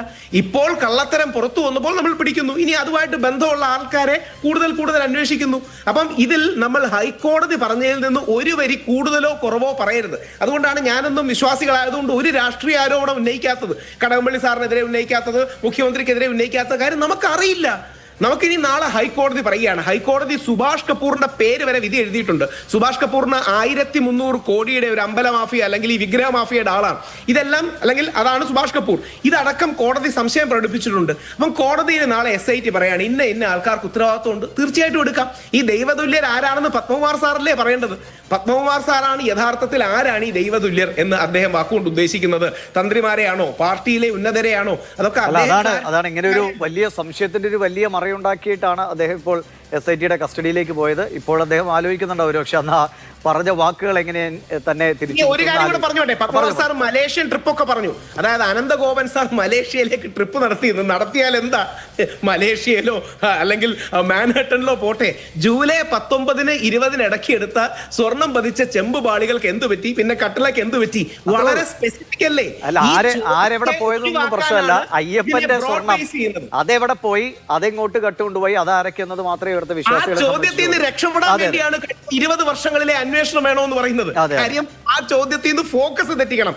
മാതൃഭൂമി എഴുതി കാണിക്കുന്നത് വളരെ കൃത്യമാണ്. സ്വർണ്ണപ്പാളികൾക്ക് എന്ത് സംഭവിച്ചു? ഈ ചോദ്യത്തിൽ നിന്ന് മാറ്റാൻ വേണ്ടിയാണ് ബാക്കി ചോദ്യങ്ങൾ ഉന്നയിക്കുന്നത്. ശരി, ശ്രീ മഹേഷ് പണിക്കർ, അങ്ങേക്ക് ശബരിമലയുടെ മറ്റ് നിർമ്മാണങ്ങളുമൊക്കെയായി ബന്ധപ്പെട്ട് അറിയാവുന്ന ആൾ കൂടിയാണ്. അപ്പോൾ നമ്മൾ പത്മകുമാറിൻ്റെ ആ ദൈവതുല്യർ എന്ന ചോദ്യം തന്നെയാണ് ഇവിടെ മുഴച്ചു നിൽക്കുന്നത്. അത് ആരെ എന്ന ചോദ്യത്തിന് 2 ദിവസത്തിനകം SIT മുമ്പിലെങ്കിലും, നമുക്ക് പുറമേക്ക് അത് വെളിപ്പെട്ട് വന്നില്ലെങ്കിലും SIT മുമ്പിലും ഉത്തരമുണ്ടാകുമെന്ന് പ്രതീക്ഷിക്കാം. അങ്ങനെ ഒരു വലിയ പ്രധാനപ്പെട്ട ഉത്തരമൊക്കെ ഉണ്ടെങ്കിൽ അടുത്ത നടപടികളൊക്കെ നമ്മൾ കാത്തിരുന്ന് കാണാവുന്നതാണ്. പക്ഷേ അതിൽ അങ്ങ് സംശയിക്കുന്നത് എന്താണ്? ഇത് പത്മകുമാറിൽ നിന്ന് ഒതുങ്ങി നിൽക്കുന്നതാണോ? അപ്പോൾ ഇന്ന് തന്ത്രി അടക്കം പറഞ്ഞ കാര്യങ്ങൾ ദൈവഹിതം പറയുക എന്നതാണ് ഞങ്ങളുടെ ചുമതലയെന്നതാണ്. അങ്ങനെ അവർക്ക് അതിൽ നിന്ന് മാറാനും കഴിയുന്നതാണ്. പ്രത്യേകിച്ച് ഈ ദൈവതുല്യർ എന്ന് പറയുമ്പോൾ ഇന്നത്തെ ദിവസം നമ്മുടെ കോൺസ്റ്റിറ്റ്യുവൻസി ഭരണഘടന ആദ്യമായിട്ട് അഡോപ്റ്റ് ചെയ്ത ദിവസമാണ്. അപ്പോൾ ഇന്നത്തെ ദിവസം നമ്മളെല്ലാവരും ഒരേപോലെയുള്ള ആൾക്കാരാണെന്നുള്ളത്, തുല്യരാണ്. ജാതി, വർഗം, മതം, അങ്ങനത്തെ കാര്യങ്ങളിലൊക്കെ എല്ലാവർക്കും ഒരേപോലെ ഉണ്ട്. അപ്പോൾ ഈ ദൈവതുല്യർക്ക് പ്രത്യേകിച്ച് നിയമമൊന്നുമില്ല. ഒറ്റ നിയമമേ ഉള്ളൂ ഇന്ത്യയിൽ. അപ്പോൾ അത് തന്ത്രിയായാലും മന്ത്രിയായാലും ആരായാലും ഒറ്റ നിയമമേ ഉള്ളൂ. ആ നിയമത്തിനകത്ത് വിധേയമാകുക, അവരെ മൊഴിയെടുക്കുക, അവരെ ചോദ്യം ചെയ്യുക, അവരുടെ മൊഴിക്കനുസരിച്ച് മറ്റുള്ളവരുടെ മൊഴി നോക്കുക, ഈ മൊഴിയെ തമ്മിൽ താരതമ്യം ചെയ്യുക, ഇവരുടെ പാസ്പോർട്ടോ അങ്ങനത്തെ യാത്ര ചെയ്തിട്ടുണ്ട് അങ്ങനത്തെ കാര്യങ്ങൾ നോക്കുക, വിശകലനം ചെയ്യുക. അതിനനുസരിച്ചിട്ട് ഇപ്പം പത്മകുമാർ എങ്ങനെ ഇപ്പം ഒരു അമാവാസി ദിവസം അകത്തോട്ട് പോയത്, ഈ മൊഴികളിലെ വൈരുദ്ധ്യം വന്നപ്പം അവർ പിടിച്ചു, കാര്യങ്ങൾ അത്രേ ഉള്ളൂ. അപ്പം അതുപോലെ ഈ ദൈവതുല്യർക്കും മൊഴികളിലെ വൈരുദ്ധ്യം വരുമ്പോഴത്തേക്ക് ഇവർക്ക് പറഞ്ഞു നിൽക്കാൻ പറ്റത്തില്ല. ഇന്നത്തെ കാലമല്ല, എല്ലാത്തിനും തെളിവുണ്ടാവും, എല്ലാത്തിനും അയ്യപ്പനൊരു തെളിവ് വെച്ചിട്ടുണ്ടായിരിക്കും. അപ്പം അതാണ് അതിനകത്തെ കാര്യം. പിന്നെ ഇപ്പം ആദ്യം നമ്മൾ സംസാരിച്ച പോലെ ഈ കട്ടളപ്പാളി മാത്രമല്ല ഇളക്കിയത്, കഥ ഇളക്കി, അതിനൊരു അനിച്ചം വേണം, അത് തിരിച്ചു വെച്ചു. കഥ ഇളക്കി കഴിഞ്ഞ് കട്ടള ഇളക്കി, അതിനൊരു അനിച്ചം വേണം, അത് തിരിച്ചു വെച്ചു. മൂന്നാമത് ഉടൻ തന്നെ അടുത്തത് ധാരമാല പാളി. അപ്പം ഇങ്ങനെ 3-4 തുടർച്ചയായിട്ട് കാര്യങ്ങളിലെല്ലാം ഇങ്ങനെ ഇളക്കി കൊണ്ടുപോകുന്നു. പിന്നെ വേറൊരു പോളിഷ് ചെയ്ത് കൊണ്ടുവരും. അത് തന്നെ രണ്ടാമത് റിപ്പയർ ആകുമ്പോൾ ഈ തന്ത്രത്തിന് ഒരു ചെറിയ ബോധ്യം വേണ്ടേ, ഇത് പണിയാന്ന് അറിയത്തില്ലേ? അതായത് അടുത്ത 2019 കൊണ്ടുവച്ചിട്ട് 20 തന്നെ ഇവർ രണ്ടാമത് ആപ്ലിക്കേഷൻ മൂവ് ചെയ്തു, 24 ആപ്ലിക്കേഷൻ മൂവ് ചെയ്തു, 25 ഇപ്പോൾ നടന്നതേ ഉള്ളത്. അപ്പം ഇതൊക്കെ ഇവർ അറിഞ്ഞുകൊണ്ടല്ലേ നടക്കുന്നത്. ഇതിനകത്തൊക്കെ ആ ഒരു സ്വർണ്ണവുമായിട്ട് ബന്ധപ്പെട്ടൊരു സാധനമാണ്, ഒരു ഉരുപ്പടിയാണ്. അതുപോലെ ഈ എന്താ പറയുക, യോഗദണ്ഡ്, പഴയ ഇത്, പിന്നെ ഇത്രയും ഇത് പറയുന്ന ഇത്രയും ന്യായങ്ങളും പ്രമാണങ്ങളും പറയുന്ന ശബരിമലയിൽ നിന്ന് ഒരു സാധനം വെളിയിലോട്ട് കൊണ്ടുപോകാൻ പാടില്ല എന്ന് പറയുന്ന അദ്ദേഹം ആ വാജിവാഹനം, അവിടുത്തെ വലിയ മൂല്യമായ വിലയുള്ള സാധനമാണ്, ഈ പ്രസിഡന്റോ സെക്രട്ടറി എടുത്ത് കയ്യിലോട്ട് കൊടുത്തപ്പോഴത്തേക്ക് അത് മേടിച്ചുകൊണ്ട് ചാക്കിലിട്ട് വണ്ടിയിലിട്ട് വീട്ടിൽ കൊണ്ടുപോകണം ചെയ്യേണ്ടത്. അത് അവിടെ വെക്കേണ്ടതല്ലേ? അല്ലെ ഒരു പൊതുസമൂഹത്തിൽ ബോധ്യപ്പെടുത്തേണ്ടതല്ലേ? അതെന്താ മനസ്സിലാക്കാത്ത? രാഹുൽ ഈശ്വറിനോട് ഒരു ചോദ്യം ഉള്ളത്, ഇതുവരെ താഴ്മടം കുടുംബം എത്രയോ ക്ഷേത്രങ്ങൾ, 100, 150, 200 വർഷത്തെ പാരമ്പര്യമുണ്ട്. 200 വർഷമായിട്ട് എത്രയോ ക്ഷേത്രങ്ങളിനകത്ത് പുനരുദ്ധാരണം നടന്നിട്ടുണ്ട്. എത്രയോ ക്ഷേത്രങ്ങളിൽ നിന്ന് ഈ പഴയ ഈ പറഞ്ഞ വിഗ്രഹങ്ങളൊക്കെ അവകാശമാണെങ്കിൽ അതൊക്കെ അവിടെ കാണണ്ടേ? ഈ വിഗ്രഹങ്ങൾ അവിടെ ഒരു എന്താ പറഞ്ഞ ഒരു നമുക്കൊരു ഇതുണ്ടാക്കി അവിടെ വെച്ചിട്ടുണ്ടോ? ഒരു മ്യൂസിയം ഉണ്ടാക്കി, ഇതുവരെ ഇന്ന ക്ഷേത്രത്തെ ഏറ്റുമാനൂർ ഇതാണ്, മറ്റേതിൽ ഇതാണ്, മറിച്ചയിൽ ഇതാണെന്ന് പറഞ്ഞാൽ അവിടെ വെച്ചിട്ടുണ്ടോ? കാരണം ഈ വിഗ്രഹം കൊള്ളാന്നൊക്കെ പറയുന്ന ഈ രീതിയിലാണ് മെയിനായിട്ട് നടക്കുന്നത്. കാര്യം പഴയ പോലത്തെ അമ്പലം വെട്ടിച്ചെടുത്തോണ്ടൊന്നും ആരും കൊണ്ടുപോകുന്നില്ല. സുഭാഷ് കപൂറൊക്കെ ചെയ്യുന്നത് ഇങ്ങനത്തെ സെയിം ഉള്ള പോറ്റിമാരെയോ അല്ലെങ്കിൽ അങ്ങനത്തെ ആൾക്കാരെ പിടിച്ചിട്ട് അവരുടെ സെറ്റപ്പായിട്ട് ഡ്യൂപ്ലിക്കേറ്റ് അവിടെ കയറ്റി ഒറിജിനൽ അവർ മാറ്റും. അതാണ് അദ്ദേഹത്തിന്റെ മോഡൽ. അതാണ് ഇവിടെ ബഹുമാനപ്പെട്ട ഹൈക്കോടതി സംശയിച്ചിരിക്കുന്നത്. അതുകൊണ്ട് ഇവിടെ പൂജാതി കാര്യങ്ങൾ ചെയ്യുന്നവരെ സംബന്ധിച്ച് സംശയത്തിന്റെ നിഴലിലാണ് അവർ ആ സംശയത്തിന്റെ അഗ്നിയിൽ നിന്ന് അവർ മുക്തരായിട്ട് വരേണ്ട ആവശ്യമുണ്ട്. അതൊരു സത്യം പറഞ്ഞ ഒരു ഹൈന്ദവ സമൂഹത്തിന്റെ ആവശ്യമാണത്. അത് മനസ്സിലാക്കാൻ ഇവരിങ്ങനെ അവിശ്വാസത്തിന്റെ ഒരു കറ പോലും തീർച്ചയായും ആ കുടുംബത്തിലും വരാൻ പാടില്ല എന്നുള്ളതാണ്. രാഹുൽ അതിന് ഉത്തരമുണ്ടാവും. രാഹുൽ, ഞാൻ തിരികെ ഒരു ഇടവേള അനിവാര്യമാണ്. രാഹുലിന് അതിനുള്ള മറുപടി പറയാം ഇടവേളയ്ക്ക് ശേഷം. രാഹുലിലേക്ക് ഞാൻ വരാം. ശ്രീ മഹേഷ് പണിക്കറിലേക്ക് തന്നെയാണ് അദ്ദേഹത്തെ ഒന്ന് ഫ്രീ ആക്കേണ്ടതുണ്ട്. ശ്രീ മഹേഷ് പണിക്കർ, അങ്ങ് ഉന്നയിച്ച ചോദ്യങ്ങൾക്ക് രാഹുൽ മറുപടി നൽകുന്നത്. അതിന് മുമ്പ് ഒരു കാര്യം കൂടി, ഇപ്പോൾ അങ്ങ് ഈ കാര്യങ്ങൾ പറഞ്ഞതുകൊണ്ട് നമ്മൾക്കറിയാം, അവിടെ എത്തുന്ന ഓരോ ഭക്തനും അയ്യപ്പനെ ദർശിക്കുന്നതിനൊപ്പം തന്നെ ആ ശ്രീകോവിലും ദ്വാരപാലകന്മാരെയൊക്കെ മനസ്സാലോ കൈകളാലോ വണങ്ങുകയും ചെയ്യുന്നുണ്ട്. ഇപ്പോൾ എനിക്ക് തോന്നുന്നു അവിടെ എത്തുന്ന ഭക്തർക്ക് നോക്കുമ്പോൾ ഇത് യഥാർത്ഥത്തിലുള്ളതാണോ, നമ്മളെ പറ്റിച്ചു കൊണ്ടുപോയി വെച്ചതാണോ എന്നൊക്കെ ഒരു സംശയം ഒരു ഭക്തന് തോന്നിയാൽ അത്ഭുതപ്പെടാനില്ല. അങ്ങയുടെ അനുഭവത്തിൽ ഇതൊക്കെ വ്യാജമാണോ എങ്ങനെ ഇരിക്കുന്നത്, അവിടെ ചെല്ലുന്ന വിശ്വാസികൾ കാണുന്നത്?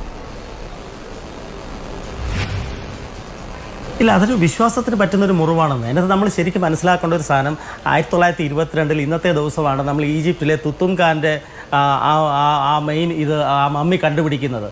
ഹോവാർഡ് കാർട്ടർ എന്ന് പറയുന്ന ഒരാളാണത്, ഒരു പരിവേഷകനാണ് അത് കണ്ടുപിടിക്കുന്നത്. ഞാൻ അതിൻ്റെ പറയുന്ന കാര്യം എന്ന് വെച്ച് കഴിഞ്ഞാൽ, ഇന്നത്തെ ദിവസമാണ് അത് ഈ 1922 നവംബർ 26 ആദ്യമായിട്ട് കണ്ടുപിടിക്കുന്നത്. അപ്പം ആ സംഭവത്തിനെ ബേസ് ചെയ്തൊരു മ്യൂസിയം അടുത്ത കാലത്ത് ഈ നവംബർ 1 ആ ഒരു വേൾഡിലെ ഏറ്റവും വലിയൊരു മ്യൂസിയം ഉദ്ഘാടനം ചെയ്തിരിക്കുന്നത്. ആ ഒരു ഇതിൻ്റെ ബേസ് ചെയ്തിട്ടുള്ള കാര്യങ്ങളാണ്. ഈ ഇദ്ദേഹത്തിൻ്റെ ആ മമ്മിക്കകത്ത് നമ്മുടെ കുരുമുളക്, ഏലം അങ്ങനെയൊക്കെയുള്ള സാധനങ്ങളുണ്ട്. ഇത് പഴയ നമ്മുടെ ഒരു ട്രേഡ് റൂട്ടാണ്. 3000 കൊല്ലങ്ങൾക്ക് മുമ്പ് ജീവിച്ചിരുന്ന ഒരു ഫറവോൻ്റെ മമ്മിക്കകത്താണെന്ന് ആലോചിച്ചോണം.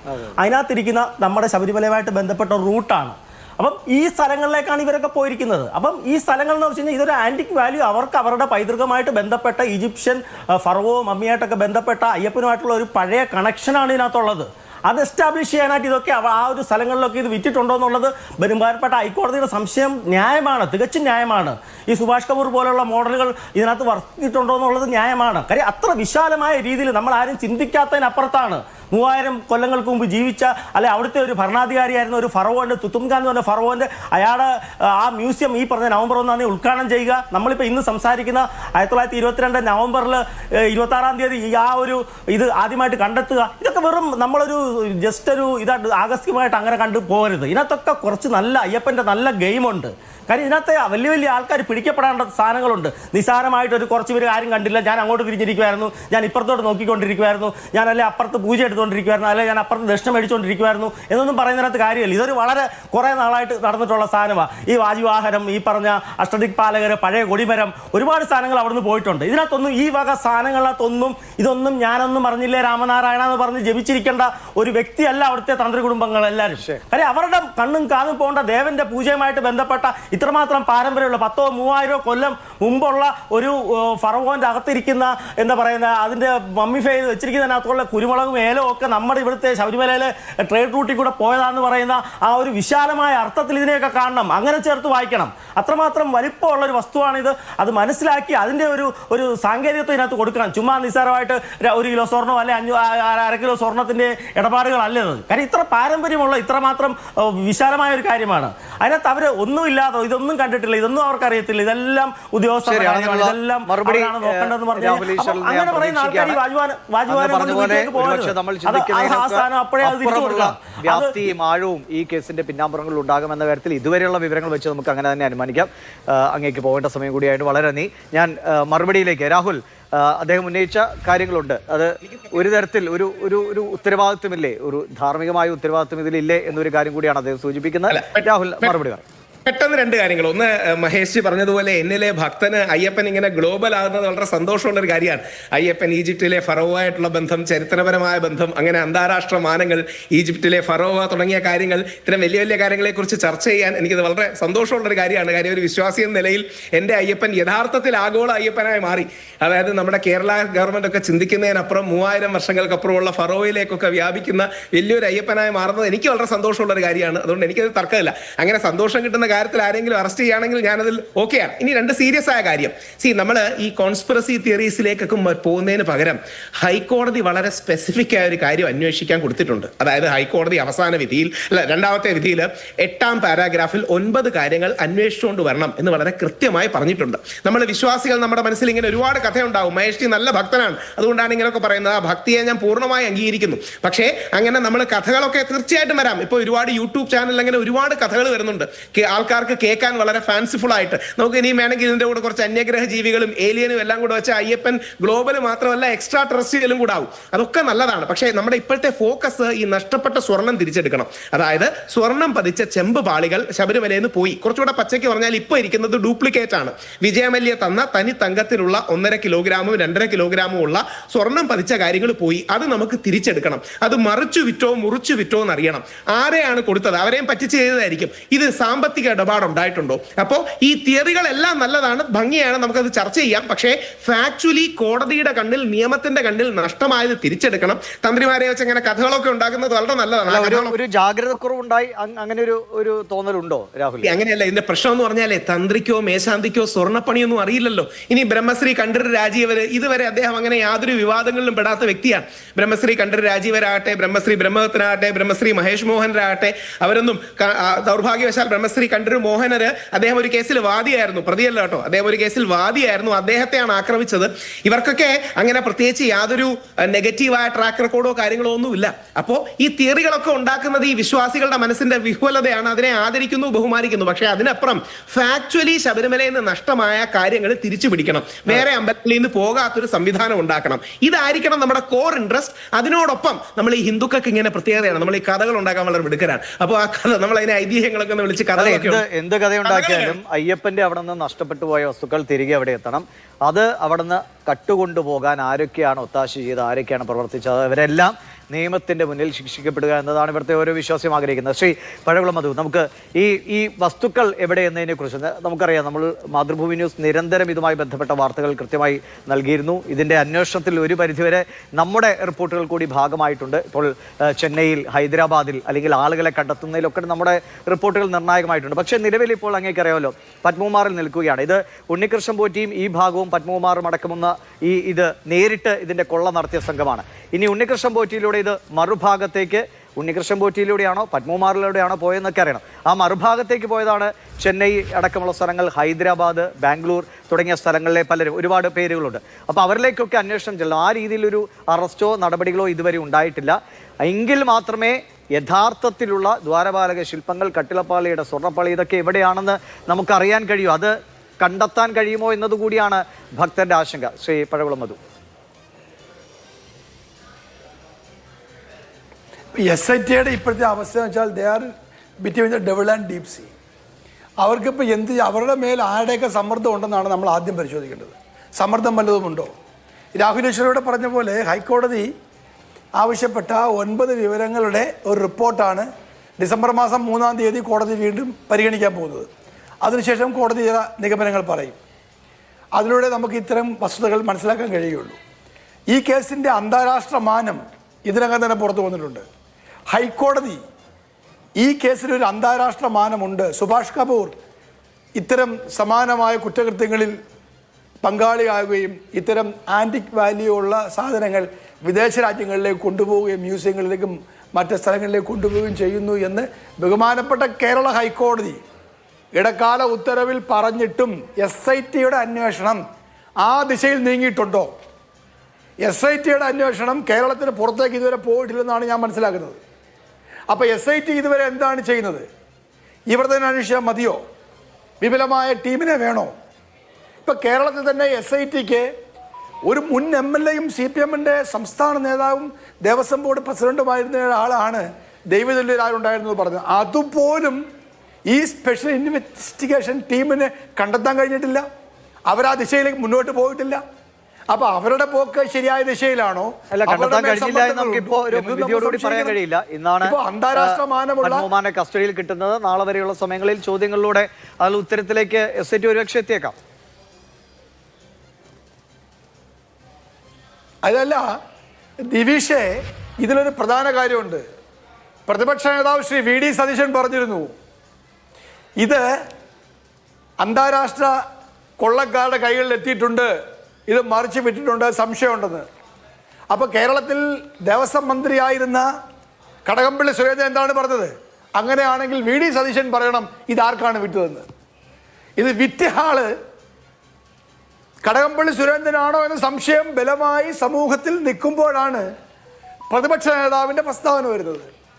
അപ്പോൾ കടകംപള്ളി സുരേന്ദ്രനെ ഏറ്റെടുക്കുകയാണ്. അങ്ങനെയാണെങ്കിൽ പ്രതിപക്ഷ നേതാവ് പറയണം ഇതാർക്കാണ് കൊടുത്തതെന്ന്. സത്യത്തിൽ ഇത് പറയേണ്ടത് കടകംപള്ളിയാണ്. ഇതാർക്കാണ് കൊടുത്തതെന്ന് പറയേണ്ടത് കടകംപള്ളി സുരേന്ദ്രനാണ്. കടകംപള്ളി സുരേന്ദ്രൻ്റെ അധികാരമുള്ള കാലത്താണ് ഈ മോഷണം നടന്നതും ഇത് കേരളം വിട്ട് പുറത്തു പോയിട്ടുള്ളതും. അപ്പോൾ കടകംപള്ളിക്ക് ഇതിൽ പങ്കുണ്ടാകണം എന്നത് വ്യക്തമാണ്. ഈ കേസിലെ ഒന്നാമത്തെ പ്രതിയായി വരേണ്ടത് ഉണ്ണികൃഷ്ണൻ പോറ്റിയോ അല്ലെങ്കിൽ പിടിക്കപ്പെട്ട ദേവസ്വം ബോർഡ് പ്രസിഡന്റുമാരോ അല്ല, കേരളത്തിലെ CPM പാർട്ടിയാണ്. അവർക്ക് ദൈവമില്ല,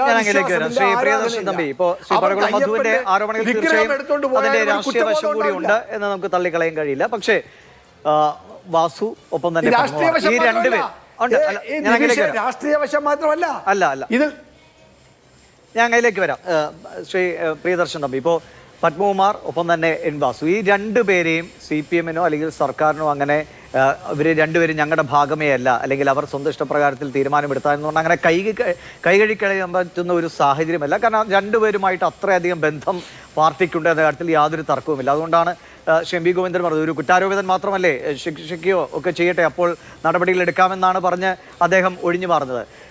ഇത് മന്ത്രിമാരിലേക്ക് അടക്കം പോകണമെന്ന പ്രതിപക്ഷത്തിന്റെ ആവശ്യം അവിടെ നിലനിൽക്കുന്നുണ്ട്. ഇത് ആ രീതിയിൽ അന്വേഷണം പോകേണ്ട ഒരു സാഹചര്യം കൂടെ നിലവിലില്ലേ? കാരണം പത്മകുമാറിന്റെ മാത്രം സ്വന്തം ഇഷ്ടത്തിൽ തന്നെ രൂപം കൊണ്ട ഒരു ആശയമാണ് ഇതെന്നൊക്കെ ധരിക്കുക കുറച്ച് പ്രയാസമാണ്. അങ്ങനെയെങ്കിൽ പാർട്ടി തലത്തിൽ നിന്നോ സർക്കാർ തലത്തിൽ നിന്നോ അല്ലെങ്കിൽ പുറത്തേതെങ്കിലും വേറെ, ഇപ്പോൾ ഈ സുഭാഷ് കപൂർ എന്നൊക്കെ പറയുന്ന പോലെ വലിയ ഏതെങ്കിലും മാഫിയ ഡോണുകളൊക്കെ ഇതിന് പിന്നിലുണ്ടോ നമുക്കറിയില്ല. അപ്പം ആ നിലയ്ക്കും അന്വേഷണം പോകണ്ടേ? അല്ല, ആ നിലയ്ക്ക് അന്വേഷണം പോകണം. പക്ഷെ അതിന് നമുക്കൊരു റോവിംഗ് എൻക്വയറി, നമ്മളൊരു കോമൺ സെൻസ് വെച്ച് തന്നെ ചിന്തിക്കൂ. കാരണം all laws are codified form of common sense. എല്ലാ അന്വേഷണവും ഏതെങ്കിലും രാഷ്ട്രീയ പാർട്ടി, കേരളത്തിലെ പൊതുധാരയിൽ നിൽക്കുന്ന ഏതെങ്കിലും രാഷ്ട്രീയ പാർട്ടി, കേരളം ഭരിക്കുന്ന ഒരു രാഷ്ട്രീയ പാർട്ടി തീരുമാനിക്കൂ ശബരിമലയിലേക്ക് സാധനം കൊള്ളയടിച്ച് നമുക്ക് വിദേശത്ത് കൊണ്ടുപോയി വിൽക്കാമെന്ന് തീരുമാനിക്കും. അതൊക്കെ നമ്മൾ ഒരു എന്താ പറയുക, അത് അലിഗേഷൻസ്, ആരോപണങ്ങളാണ്. അത്തരത്തിലുള്ള അലിഗേഷൻസിനൊക്കെ എത്രത്തോളം സ്ഥാനമുണ്ടെന്ന് എനിക്കറിയില്ല. അതൊക്കെ ഇപ്പോൾ അതൊന്നും നമ്മൾ ചർച്ച ചെയ്യേണ്ട വിഷയമേ അല്ലെന്ന് എനിക്ക് തോന്നുന്നു. കാരണം അത്തരത്തിൽ ഒരു ഇതിലേക്ക് ഒരു രാഷ്ട്രീയ പാർട്ടിയൊക്കെ, ഏത് രാഷ്ട്രീയ പാർട്ടിയുമായി പൊതുധാരയിൽ, രാഷ്ട്രീയ കക്ഷി കേരളത്തിന്റെ പൊതുധാരയിൽ നിൽക്കുന്ന ഒരു രാഷ്ട്രീയ പാർട്ടിക്ക് അങ്ങനെയൊക്കെ തീരുമാനിക്കാൻ കഴിയുമോ? അങ്ങനെ ഒരു കാരണവശാലും തീരുമാനിക്കാൻ കഴിയില്ല എന്ന അഭിപ്രായക്കാരനാണ് ഞാൻ. അപ്പോൾ ഇതിനകത്ത് ഒരു കാര്യം നമ്മൾ പ്രധാനമായി മനസ്സിലാക്കുന്നത്, രാഷ്ട്രീയ പാർട്ടി തീരുമാനം എന്നല്ല. ഇപ്പോൾ നമുക്കറിയാം, ഇത്രയും വലിയൊരു സംഭവം നടക്കുമ്പോൾ ദേവസ്വം പ്രസിഡന്റായിട്ട് ഇരിക്കുന്ന ആൾ മാത്രം ഇത്രയും വലിയൊരു ഗൂഢനീക്കം അദ്ദേഹത്തിന്റെ മാത്രം അനുഭവം നടക്കുമ്പോൾ മന്ത്രി അടക്കമുള്ള ആളുകൾക്ക് ഏതെങ്കിലും ഒരു സൂചനകൾ, ഞാൻ അവർ നേരിട്ട് ചെയ്തു എന്ന് പോലും നമ്മൾ പറയുന്നില്ല, ഒരു സൂചനകളെങ്കിലും അവർക്ക് കിട്ടുകയോ അല്ലെങ്കിൽ ഒരു ഇടപെടലോ എങ്കിലും ഉണ്ടാവുകയൊക്കെ ചെയ്യേണ്ടതല്ലേ? അല്ല, ഞാൻ അതിനകത്ത് ഒരു കാര്യം ഞാൻ പറയാൻ ആഗ്രഹിക്കുന്നു. ഒരു ഏറ്റവും പ്രധാനപ്പെട്ട കാര്യം, ഇത് ഈ കേസിൽ അന്വേഷണം പൂർണ്ണമായും വിജയിക്കുമെന്നുള്ള കാര്യത്തിൽ ഞാനൊരു ശുഭാപ്തി വിശ്വാസമുള്ള ആളാണ്. കാരണം ഇത് വളരെ ചെറിയ കാര്യങ്ങൾ മാത്രമേ ഉള്ളൂ അന്വേഷിക്കേണ്ടത്. കാരണം എൻട്രസ്റ്റ്മെന്റ് പ്രൂവ്ഡ് ആണ്. ഇപ്പൊ 50% അന്വേഷണം പൂർത്തിയായി. കാരണം അവിടെ ഒരു സാധനം ഉണ്ടായിരുന്നു, അവിടെ ഒരു പാളി ഉണ്ടായിരുന്നു, അല്ലെങ്കിൽ ദൈവികമായ അവിടെ ഒരു സാധനം ഉണ്ടായിരുന്നു എന്നുള്ളത് പ്രൂവ്ഡ് ആണ്, അത് അഡ്മിറ്റഡ് ആണ്. അപ്പോൾ എൻട്രസ്റ്റ്മെന്റ്, ഇതുപോലുള്ള കേസുകൾ എൻട്രസ്റ്റ്മെന്റ് പലപ്പോഴും ഡിലേ ചെയ്യും. അങ്ങനെ അല്ലായിരുന്നു, അതിന്റെ വേറൊരു എൻട്രസ്റ്റ്മെന്റ് പ്രൂവ്ഡ്. അപ്പോൾ അത് അവിടുന്ന് പോയി എന്തിനു വേണ്ടി, ആരാണ് അങ്ങനെ ഒരു തീരുമാനമെടുത്തത്? അതാണ് അന്വേഷിക്കേണ്ട. പ്രഥമമായി അന്വേഷണത്തിന്റെ പ്രിലിമിനറി ഇൻവെസ്റ്റിഗേഷൻ അവിടുന്നാണ് സ്റ്റാർട്ട് ചെയ്യേണ്ടത്. കാരണം ശബരിമലയിലെ ഒരു സാധനം അവിടുന്ന് അനുമതിയില്ലാതെ പുറത്തേക്ക് കൊണ്ടുപോകാൻ പാടില്ല. അങ്ങനെ എന്തെങ്കിലും മാറ്റം വരുത്തണമെങ്കിൽ അവിടെ തന്നെയാണ് അവിടെ ചെയ്യേണ്ടത്. ആരുടെ അനുവാദത്തോടു കൂടിയാണ് അത് പുറത്തേക്ക് കൊണ്ടുപോയത്? ആരാണ് അതിന് അനുമതി നൽകിയത്? ആരുടെ കണ്ടെയ്ൻമെന്റ് അനുമതി കൊടുത്തത്? അത് അവിടെ നിന്ന് അന്വേഷണം തുടങ്ങണം. അപ്പൊ അങ്ങനെ അനുമതി അവിടെയാണ് അത് ഒരാൾക്ക് മാത്രം ചെയ്യാവുന്ന കാര്യമല്ല. ഒരു വലിയ സംഘം ഇതിന് പിന്നിൽ, അല്ലെങ്കിൽ ചിലരെയൊക്കെ നിർബന്ധിതമായി സമ്മർദ്ദം ചെലുത്തിയൊക്കെ ഇതിനെ സഹായിച്ചിട്ടുണ്ടാകും. ഇത് തീർച്ചയായിട്ടും ഒന്നത്. രണ്ട്, ഇത് എവിടെ കൊണ്ടുപോയി, എവിടെയാണ് ഒരുക്കിയത്, അല്ലെങ്കിൽ എവിടെ സ്വർണം എങ്ങോട്ട് കടത്തി, ഈ രണ്ട് ആംഗിളിലേക്കുള്ള അന്വേഷണം കണ്ടെത്തിയാൽ ഒരാളിനെ പിടിച്ചാൽ ഒരു സംശയം വേണ്ട, അത് ചെയിനായിട്ട് പോയിട്ട് മറ്റുള്ളവരെ കണ്ടെത്താൻ കഴിയും. അതിൽ നമ്മൾ ഈ ഊഹാപോഹങ്ങൾക്കൊക്കെ കുറച്ച് ദിവസങ്ങളുടെ ആയുസ് മാത്രമേ ഉണ്ടാവുള്ളൂ എന്ന് വിശ്വസിക്കുന്ന ആളാണ് ഞാൻ. കാരണം പത്മകുമാറിനെ ചോദ്യം ചെയ്ത് ഉടൻ അടുത്ത അറസ്റ്റ് ഉണ്ടാകും. അപ്പൊ അടുത്ത അറസ്റ്റ് ഉണ്ടായി കഴിയുമ്പോൾ അത് വെളിയിലേക്ക് പോകും. ഇനി നെക്സ്റ്റ് സ്റ്റെപ്പ് പുറത്തുള്ള അറസ്റ്റ് എന്നതാണ് ഇപ്പോ ഈ ദൈവതുല്യർ എന്ന് പറയുന്ന ആളുകളിലേക്ക് പോകുമ്പോൾ നമ്മൾ പോലും ഞെട്ടിപ്പോകുന്നത്. ഇപ്പൊ ഭംഗിക്ക് പറയാലോ, പല കഥകൾ വരാം, ഊഹാപോഹങ്ങൾ വരാം. ഒരുപക്ഷെ നേരത്തെ ശ്രീ മഹേഷ് പണിക്കരൊക്കെ സൂചിപ്പിച്ച കാര്യങ്ങൾ ഒരുപക്ഷെ നമ്മുടെ ചിന്തകൾക്കും അപ്പുറമുള്ള ആളുകളോ അല്ലെങ്കിൽ വലിയ സംഭവങ്ങളോ ഒക്കെ ഇതിന് പിന്നിലുണ്ടോ എന്ന് നമുക്കറിയില്ല. വരും മണിക്കൂറുകളൊക്കെ അത് തെളിയിക്കും. ഞാൻ അങ്ങനെയൊക്കെ വരാം. ശ്രീ രാജഗോപാൽ, ഇപ്പോൾ രണ്ടുപേരും പറയുന്നതിൽ അതിൻ്റെ അല്ലെങ്കിൽ രാഷ്ട്രീയപരമായ കാര്യങ്ങളുമൊക്കെ ഉണ്ട്, രാഷ്ട്രീയപരമായി പല ആരോപണങ്ങളും ഒക്കെ ഉണ്ടാകും. പക്ഷേ ഒരു സാധാരണ അയ്യപ്പ വിശ്വാസിയെ സംബന്ധിച്ച് അവൻ അത്രയേറെ വിശ്വാസ്യതയോടുകൂടി അല്ലെങ്കിൽ ഒരു ദർശന പുണ്യം എന്ന നിലയ്ക്കാണ് ശബരിമലയിലേക്ക് എത്തുന്നത്. അവിടെ ഇത്തരം കള്ളത്തരങ്ങളില്ല. നമ്മുടെ ഉള്ളിലെ കള്ളത്തരങ്ങളെയൊക്കെ മാറ്റി ശുദ്ധ മനുഷ്യരായി തിരിച്ചിറങ്ങാൻ വേണ്ടിയാണ് മലയിലേക്ക് കയറുന്നത്. പക്ഷെ അവിടെ ഇത്രയേറെയും കള്ളത്തരങ്ങൾ നടന്നു വന്നത് ഏതൊരു വിശ്വാസിയും വേദനിപ്പിക്കുന്നതാണ്. അപ്പോൾ അവൻ്റെ ആ വേദന മാറ്റാൻ പറ്റണമെങ്കിൽ ആരൊക്കെയാണ് ഇത് കൊണ്ടുപോയത്, യഥാർത്ഥ അവിടെ ഉണ്ടായിരുന്ന വസ്തുക്കളൊക്കെ തിരിച്ചവിടെ വരിക എന്നത് വളരെ പ്രധാനപ്പെട്ടതാണ്.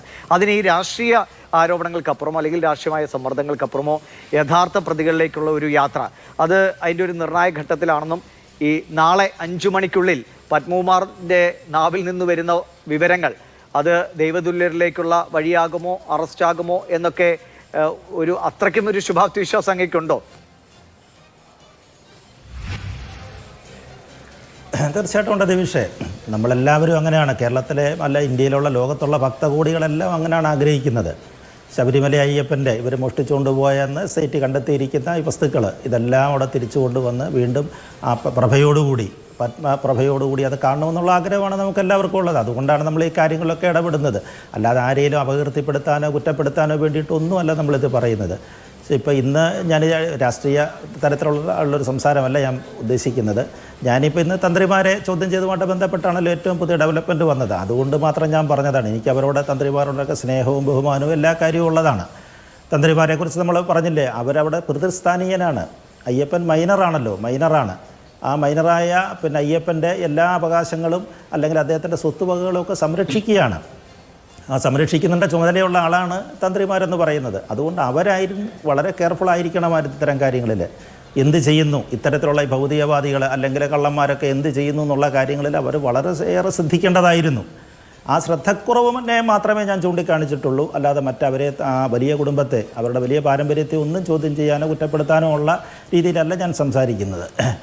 പിന്നെ അതേപോലെ തന്നെയാണ് പത്മകുമാറാണിത് സൂചിപ്പിക്കുന്നത്. നമ്മൾ പറഞ്ഞതുപോലെ പത്മകുമാറിൻ്റെ നാക്കിൽ നിന്നാണിത് വരുന്നത്. പത്മകുമാർ പറഞ്ഞ രണ്ടാമത്തെ ഒരു കാര്യം ഓർക്കുന്നില്ല, ദിവീഷ് ഓർക്കുന്നില്ലേ? പത്മകുമാർ പറഞ്ഞത് ഞാൻ 2017 ശബരിമലയിൽ എത്തുന്നത്, ദേവസ്വം ബോർഡ് പ്രസിഡൻ്റായിട്ട് എത്തുന്നത്. പക്ഷേ ഉണ്ണികൃഷ്ണൻ പോറ്റി 2007 തന്നെ എത്തി. ഉണ്ണികൃഷ്ണൻ പോറ്റി 2007 തന്നെ അവിടെ എത്തിയിരിക്കുന്നു. അത് എവിടെ നിന്നാണ് വന്നത്? അങ്ങനെ ഒരു ചോദ്യം ചോദിക്കുന്നുണ്ട്. അതും പത്മകുമാറാണ് ചോദിക്കുന്നത്. 2007 ബാംഗ്ലൂരിലെ ഒരു അയ്യപ്പ ക്ഷേത്രത്തിലെ ഒരു കൈക്കാരനായിട്ടോ പരികർമ്മിയായിട്ടോ എന്തൊക്കെയോ ഇങ്ങനെ കറങ്ങി അടിച്ച് നിൽക്കുന്ന ഒരാളായിരുന്നു. അദ്ദേഹം അവിടെ എത്തി. അദ്ദേഹം ശബരിമലയിൽ എത്തി എന്നാണ് പറയുന്നത്. പിന്നെ ശബരിമലയിൽ തന്നെ തുടർന്നിരിക്കുന്നു. അപ്പോൾ ഇതിനകത്തൊരു ആലപ്പുഴക്കാരൻ ഒരു അച്യുതൻ പോറ്റിയെക്കുറിച്ച് പറയുന്നുണ്ട്. ആലപ്പുഴക്കാരൻ ഒരു അച്യുതൻ പോറ്റിയുടെ സഹകർമ്മിയോ ഇങ്ങനെ പരിപാലകനാക്കിയോ ആയിട്ടാണ് ഇയാൾ വന്നെന്നാണ് പറയുന്നത്. ഈ അച്യുതൻ പോറ്റിയുടെ ബന്ധം അന്വേഷിക്കണം. അതന്വേഷിക്കണ്ടേ? ഇയാളെ ഇവിടെ കൊണ്ടുവരണമെന്നുണ്ടെങ്കിൽ ഈ പോറ്റിയെ ഇവിടെ കൊണ്ടുവന്ന് സ്ഥിരം അല്ലെ, ടെമ്പററി അല്ലല്ലോ, സ്ഥിരം പോസ്റ്റിലേക്കാണ് നിയമിച്ചത്. അങ്ങനെ ഉണ്ടെങ്കിൽ ആരെ അച്യുതൻ പോറ്റി? തീർച്ചയായിട്ടും അന്വേഷിക്കും. SIT അത് അന്വേഷിക്കും തന്നെയാണ് എനിക്ക് തോന്നുന്നത്. കാരണം ഇതെല്ലാം പത്മകുമാറാണ് പറഞ്ഞിരിക്കുന്നത് കേട്ടോ, നമ്മളാരും പറഞ്ഞതല്ല. പത്മകുമാർ സ്വയം വെളിപ്പെടുത്തിയിട്ടുള്ള കാര്യങ്ങളാണ്. അപ്പോൾ അങ്ങനെ വരുമ്പോൾ അതിനെക്കുറിച്ചൊരു അന്വേഷണം വേണ്ടി വരും. എന്നിട്ട് അദ്ദേഹം അതുപോലെ തന്നെയാണ് ഇന്ന് തന്ത്രി രാജീവരുടെ വായിൽ നിന്നൊരു വാക്ക് വന്നതാണ്, അദ്ദേഹത്തെ അറിയാമോ, ഉണ്ണികൃഷ്ണൻ പോറ്റി അറിയാമോ എന്ന് ചോദിക്കുന്നത്. ഞാൻ ഈ അദ്ദേഹത്തിൻ്റെ പ്രസ്താവനകളെ മാത്രം ബേസ് ചെയ്തിട്ടുള്ള സംസാരിക്കുകയാണ് കേട്ടോ. അറിയാമോ എന്ന് ചോദിച്ചപ്പോൾ അദ്ദേഹം എന്താണ് പറയുന്നത്? എനിക്കറിയാമായിരുന്നു, എനിക്ക് ഉണ്ണികൃഷ്ണൻ പോറ്റി അറിയാമായിരുന്നു. എത്രയോ കാലമായിട്ട് ശബരിമലയിൽ വർക്ക് ചെയ്യുന്ന ആളാണെന്നാണ് അദ്ദേഹം. വർക്ക് എന്നൊരു വാക്കാണ് അദ്ദേഹം അവിടെ ഉപയോഗിച്ചത്. എന്ത് വർക്കാണ് ഉണ്ണികൃഷ്ണൻ പോറ്റി അവിടെ നടത്തിക്കൊണ്ടിരുന്നത്? ഉണ്ണികൃഷ്ണൻ പോറ്റി അവിടുത്തെ പേറോളിലുള്ള ആളാണോ? അല്ലെങ്കിൽ സ്ഥിരമായിട്ട് അങ്ങനെ ഒരു പരികർമ്മിയായിട്ടോ പരികർമ്മിയുടെ ശുപാർശക്കാരനായിട്ടോ ഒക്കെ വരണമെന്നുള്ള ഒരാൾ അങ്ങനെ സ്ഥിരമായിട്ട് ശബരിമലയിൽ ഇതേപോലെ ചില ആളുകൾ അവിടുത്തെ കാര്യങ്ങളൊക്കെ നോക്കി നടത്തുന്ന ആളുകളായിട്ട് ചിലർ സ്വയം അവരോധിച്ച് അവരവിടെ അങ്ങ് പെരുമാറിയാണ്. ഇപ്പോൾ ഇതേപോലെ ആയിരിക്കും ഉണ്ണികൃഷ്ണൻ പോറ്റി 2007 വന്ന് ഈ വരുമ്പോഴേ ഇതൊക്കെ അടിച്ചുകൊണ്ട് പോകണമെന്ന ലക്ഷ്യം കൊണ്ടാണോ വന്നത്? അവിടെ വന്നപ്പോൾ അവിടുത്തെ സാഹചര്യങ്ങൾ മുതലെടുത്ത് ഇങ്ങനൊരു ഗൂഢാലോചന നടത്തിയാണോ എന്നൊക്കെ ഇനി നമുക്ക് തിരിച്ചറിയേണ്ടതാണ്. അത് വഴിയെ മനസ്സിലാകുമെന്ന് പ്രതീക്ഷിക്കാം. ഞാൻ അങ്ങയിലേക്ക് വരെ ഒരു ശ്രീ പഴകുളം മധു, ഇപ്പോൾ നമ്മളെ സംബന്ധിച്ച് രാഷ്ട്രീയപരമായ പല ആരോപണങ്ങളും സ്വാഭാവികമായിട്ടും പ്രത്യേകിച്ചും തെരഞ്ഞെടുപ്പ് കാലമായതിനാൽ അത് ഉന്നയിക്കുക സ്വാഭാവികമാണ്. പക്ഷേ അതിനപ്പുറം ശബരിമലയിൽ നിന്ന് കട്ടെടുത്തു കൊണ്ടുപോയ വസ്തുക്കൾ അത് തിരികെ അതേ രൂപത്തിൽ ഇങ്ങോട്ടേക്ക് കൊണ്ടുവരാൻ കഴിയുമോ എന്ന് ചോദിച്ചാൽ ഇപ്പോഴും നമുക്കൊരു ഉത്തരം പറയാൻ കഴിയില്ല. അതിന് സംവിധാനങ്ങൾക്കും സത്യത്തിൽ ഉത്തരവുണ്ടോ എന്നറിയില്ല. കാരണം ഒരുപക്ഷെ ഇത് ഒരുക്കപ്പെട്ടിരിക്കാം, അല്ലെങ്കിൽ ഒരു തരത്തിലും തിരികെ കിട്ടാൻ കഴിയാത്ത, നേരത്തെ മഹേഷ് പണിക്കരൊക്കെ സൂചിപ്പിച്ച പോലെ അങ്ങനെ വിദേശങ്ങളിലേക്ക് പോയിട്ടുണ്ടാകാം. അങ്ങനെയുള്ള സാധ്യതകളുണ്ട്. അപ്പോൾ നിലവിലെ SITയുടെ ഒരു അധികാരപരിധിയിൽ തന്നെ ഇത് നിൽക്കുമോ എന്ന് പോലും സംശയം ഉണർത്തുന്ന വിധത്തിലാണ് കാര്യങ്ങൾ പോകുന്നത്. അപ്പോൾ ആ നിലയ്ക്ക് ഇതിനെ തിരികെ കൊണ്ടുവരാൻ കഴിയും, അല്ലെങ്കിൽ ഇത് യഥാർത്ഥത്തിൽ എവിടെ ഇരിക്കുന്നോ അവരിലേക്കൊക്കെ SITക്ക് എത്തിച്ചേരാൻ കഴിയും എന്നൊരു പ്രതീക്ഷ നമുക്ക് പുലർത്താമോ? ഇതിനപ്പുറത്തേക്ക് രാഷ്ട്രീയപരമായി ഒക്കെ മാറ്റി നിർത്തി വലിയൊരു അധികാരമോ അല്ലെങ്കിൽ അതിനൊരു പ്രത്യേക സംഘമോ ഒക്കെ ഭാവിയിൽ ഈ അന്വേഷണത്തിന്റെ ഭാഗമായി ഉണ്ടാകേണ്ടി വരുമോ?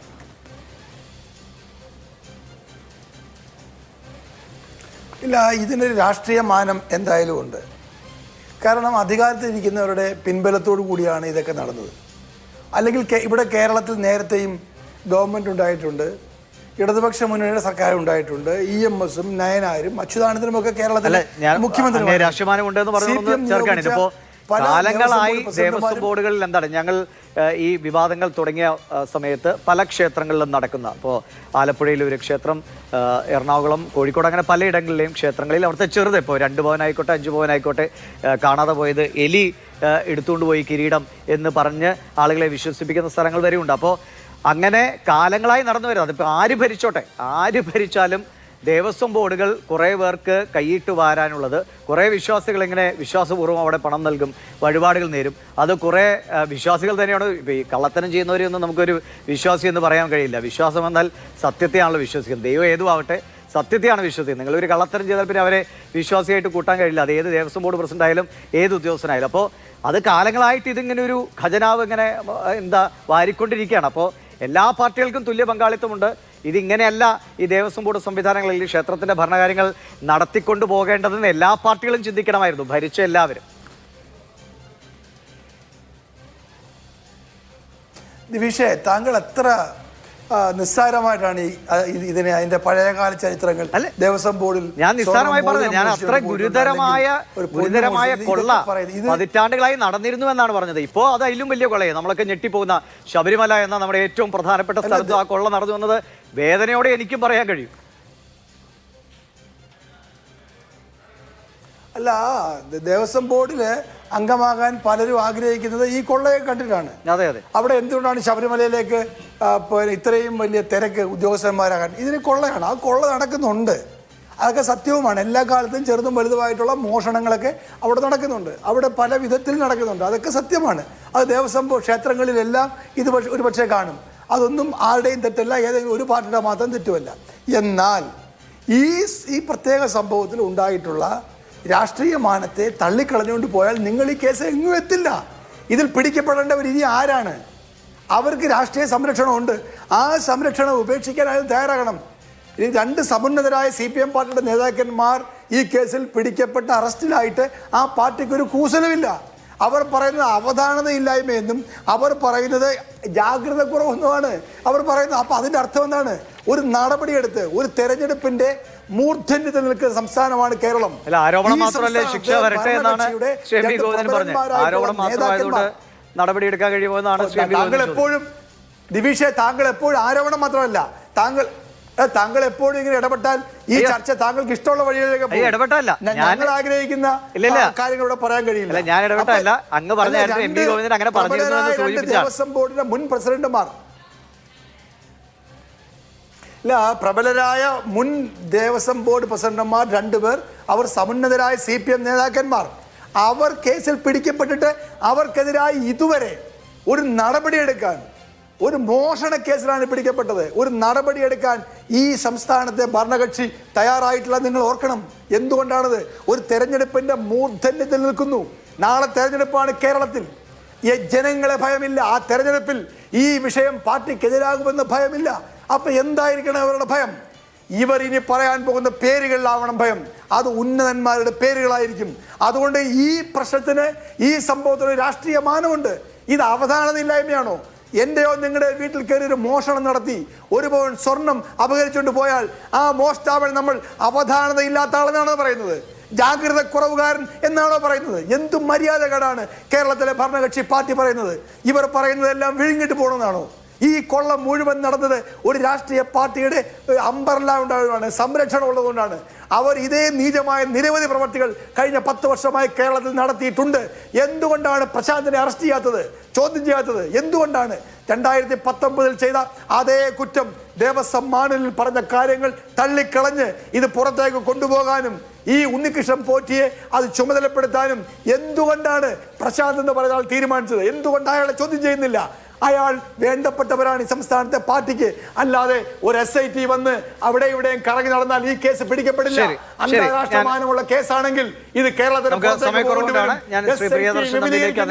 മറുപടിയിലേക്ക് പോവുകയാണ്. ശ്രീ പ്രിയദർശൻ തമ്പി, ഇപ്പോൾ പറഞ്ഞതുപോലെ രാഷ്ട്രീയം നമുക്ക് തള്ളിക്കളയാൻ കഴിയില്ല. നമ്മുടെ കേരളത്തിൽ എന്ത് നടന്നാലും രാഷ്ട്രീയ മാനങ്ങൾ അതിനുണ്ട് എന്നതും വാസ്തവമാണ്. അപ്പോൾ ഇതിൽ ഇപ്പോൾ പത്മകുമാറിനെതിരെ നടപടിയുടെ കാര്യത്തിൽ ഉണ്ടാകുന്ന ഈ ഒരു വൈകൽ പോലും അദ്ദേഹത്തിനൊരു സുരക്ഷാ വലയം തീർക്കുന്നുണ്ടോ എന്ന സംശയം ആളുകളിൽ ഉണ്ടാകുന്നത് സ്വാഭാവികമാണ്. അപ്പോൾ അത് ക്ലിയർ ചെയ്യാൻ, ഞങ്ങളിത് സത്യം തെളിയിക്കും, അല്ലെങ്കിൽ അയ്യപ്പൻ്റെ പൊന്നുകെട്ട ആരെയും സംരക്ഷിക്കില്ല എന്ന് പറഞ്ഞതുകൊണ്ട് മാത്രം കാര്യമില്ല. അത് ജനങ്ങൾക്ക് ബോധ്യപ്പെടുത്തുന്ന ചില നടപടികൾ കൂടിയെങ്കിലും വരേണ്ടതുമല്ലേ? അല്ല, അത് യാതൊരു സംശയമില്ല. നമുക്ക് എനിക്ക് 13-ാം തീയതി വരെ കാത്തിരുന്നാൽ മതി. ജനങ്ങൾക്ക് ആരോടാണ് ആശങ്ക, ആരുടെ ഭാഗത്താണ് ജനങ്ങൾക്ക് സംശയം എന്നൊക്കെയുള്ള വളരെ വ്യക്തമായി ഈ ഡിസംബർ 13 നമുക്ക് അറിയാൻ കഴിയും. അപ്പൊ തീർച്ചയായിട്ടും ഈ 2 പേർക്ക് ഇതില് പ്രൈമാഫസി പങ്കുണ്ട്. അതുകൊണ്ടാണല്ലോ അവര് പ്രതികളായത്. FIR പ്രതികളെ അവരെ അറസ്റ്റ് ചെയ്യപ്പെട്ടിരിക്കുന്നു. അന്വേഷണം ഇനിയും വേഗതക്കുറവുണ്ട്, ഞാൻ സമ്മതിക്കുന്നു. ഈ അന്വേഷണത്തിൽ SITയുടെ അന്വേഷണത്തില് കുറച്ചുകൂടി ചടുലമായി SIT ഈ കേസിൽ അന്വേഷണം നടത്തേണ്ടതുണ്ട് എന്നുള്ള കാര്യത്തിലൂടെ ഞാൻ യോജിക്കുന്നുണ്ട്. കാരണം അല്പം ചടുലക്കുറവുണ്ട്. കാരണം പത്മകുമാറിനെ ഇപ്പോൾ കസ്റ്റഡി വാങ്ങിക്കാൻ താമസിച്ചു, 1 ദിവസം താമസിച്ചു, 2 ദിവസമാണ് കസ്റ്റഡി വാങ്ങിയിരിക്കുന്നത്. സ്റ്റെപ്പ് ബൈ പോയി അത് ഹൈക്കോടതി മോണിറ്റർ ചെയ്യും, യാതൊരു സംശയവുമില്ല. കാരണം ഈ കേസിൽ ഹൈക്കോടതി പ്രധാനപ്പെട്ട ഒരു കാര്യം, അന്വേഷണത്തിൽ പാകപ്പഴയുണ്ടെങ്കിൽ ആ കേസിൽ കക്ഷി ചേർന്നുകൊണ്ട് ഹൈക്കോടതിയെ ബോധ്യപ്പെടുത്താൻ കഴിയും. ആർക്കും കഴിയും. ഏത് പൗരനും ഏത് രാഷ്ട്രീയ പാർട്ടിക്കും ഈ പറയുന്ന അന്വേഷണം ശരിയായ ദിശയിലല്ല നടക്കുന്നതെന്ന് ഹൈക്കോടതിയെ ബോധ്യപ്പെടുത്താൻ കഴിയും. അതുകൊണ്ട് ഇത് ഈ അന്വേഷണം കുറ്റമറ്റ രീതിയിൽ തന്നെ നടക്കും, അത് കുറ്റമറ്റ രീതിയിൽ അവസാനിക്കും എന്നാണ് ഞാൻ മനസ്സിലാക്കുന്നത്. പക്ഷെ അത് ഒരു കാര്യം ഞാൻ ഈ അവസരത്തിൽ പറയാൻ ആഗ്രഹിക്കുന്നു, ഇതൊരു ഐ ഓപ്പണറാണ്. കാരണം ശബരിമലയുടെ കാര്യത്തിൽ ഇവിടെ പല അഭിപ്രായങ്ങളും വന്നു. പക്ഷെ തീർച്ചയായിട്ടും പൊളിച്ചെഴുത്തുകൾ ഉണ്ടാകണം. ഈ സിസ്റ്റം തന്നെ, ഇപ്പോൾ നടക്കുന്ന സിസ്റ്റം തന്നെ മാറേണ്ടിയിരിക്കുന്ന കാലം അതിക്രമിച്ചിരിക്കുന്നു. ഈ സിസ്റ്റം മാറണം. ശബരിമലയെ ഭരണവുമായി ബന്ധപ്പെട്ടുകൊണ്ടുള്ള അല്ലെങ്കിൽ അവരുടെ നടപടിക്രമങ്ങളുമായി ബന്ധപ്പെട്ടുകൊണ്ടുള്ള പൂജാവിധികളുമായി ബന്ധപ്പെട്ടുകൊണ്ടുള്ള എൻറ്റയർ സിസ്റ്റം അടിമടി മാറേണ്ടിയിരിക്കുന്നു. അതിലൊരു പൊളിച്ചെഴുത്ത് വേണ്ടിയിരിക്കുന്നു, അത് ജനകീയമാകേണ്ടിയിരിക്കുന്നു, ജനോപകാരപ്രദമായിരിക്കേണ്ടിയിരിക്കുന്നു. ഭക്തരുടെ ഇംഗിതത്തിനനുസരിച്ചുള്ള സംവിധാനങ്ങൾ. തീർച്ചയായും അങ്ങ് പറഞ്ഞ പോലെ ഭക്തരുടെ താല്പര്യങ്ങൾ സംരക്ഷിക്കപ്പെടണം, യഥാർത്ഥ വിശ്വാസികളുടെ താല്പര്യങ്ങൾ സംരക്ഷിക്കപ്പെടുന്ന നിലയിലേക്ക് ദേവസ്വം ബോർഡുകൾ മാറണം. ഒപ്പം തന്നെ ശബരിമലയിൽ നിന്ന് നഷ്ടപ്പെട്ടു പോയ സ്വർണ്ണപ്പാളികൾ യഥാർത്ഥത്തിൽ ഇപ്പോൾ എവിടെയുണ്ട്, അത് തിരികെ അയ്യപ്പ സമക്ഷം എത്തിച്ചേരുമോ എന്ന് എല്ലാവരും ഉറ്റുനോക്കുന്നുണ്ട്. മണ്ഡലകാലം പുരോഗമിക്കുകയാണ്, തിരക്കുണ്ടെങ്കിലും സ്വസ്ഥമായി തീർത്ഥാടനം നടക്കുന്നുണ്ട്. മകരവിളക്ക് സമയത്തെങ്കിലും ഇതിൻ്റെ സത്യം ഈ ലോകത്തിന് മുന്നിൽ വെളിപ്പെടട്ടെ എന്നാണ് നമ്മൾ ആഗ്രഹിക്കുന്നത്. ചർച്ചയിൽ പങ്കെടുത്ത എല്ലാവർക്കും നന്ദി, നമസ്കാരം.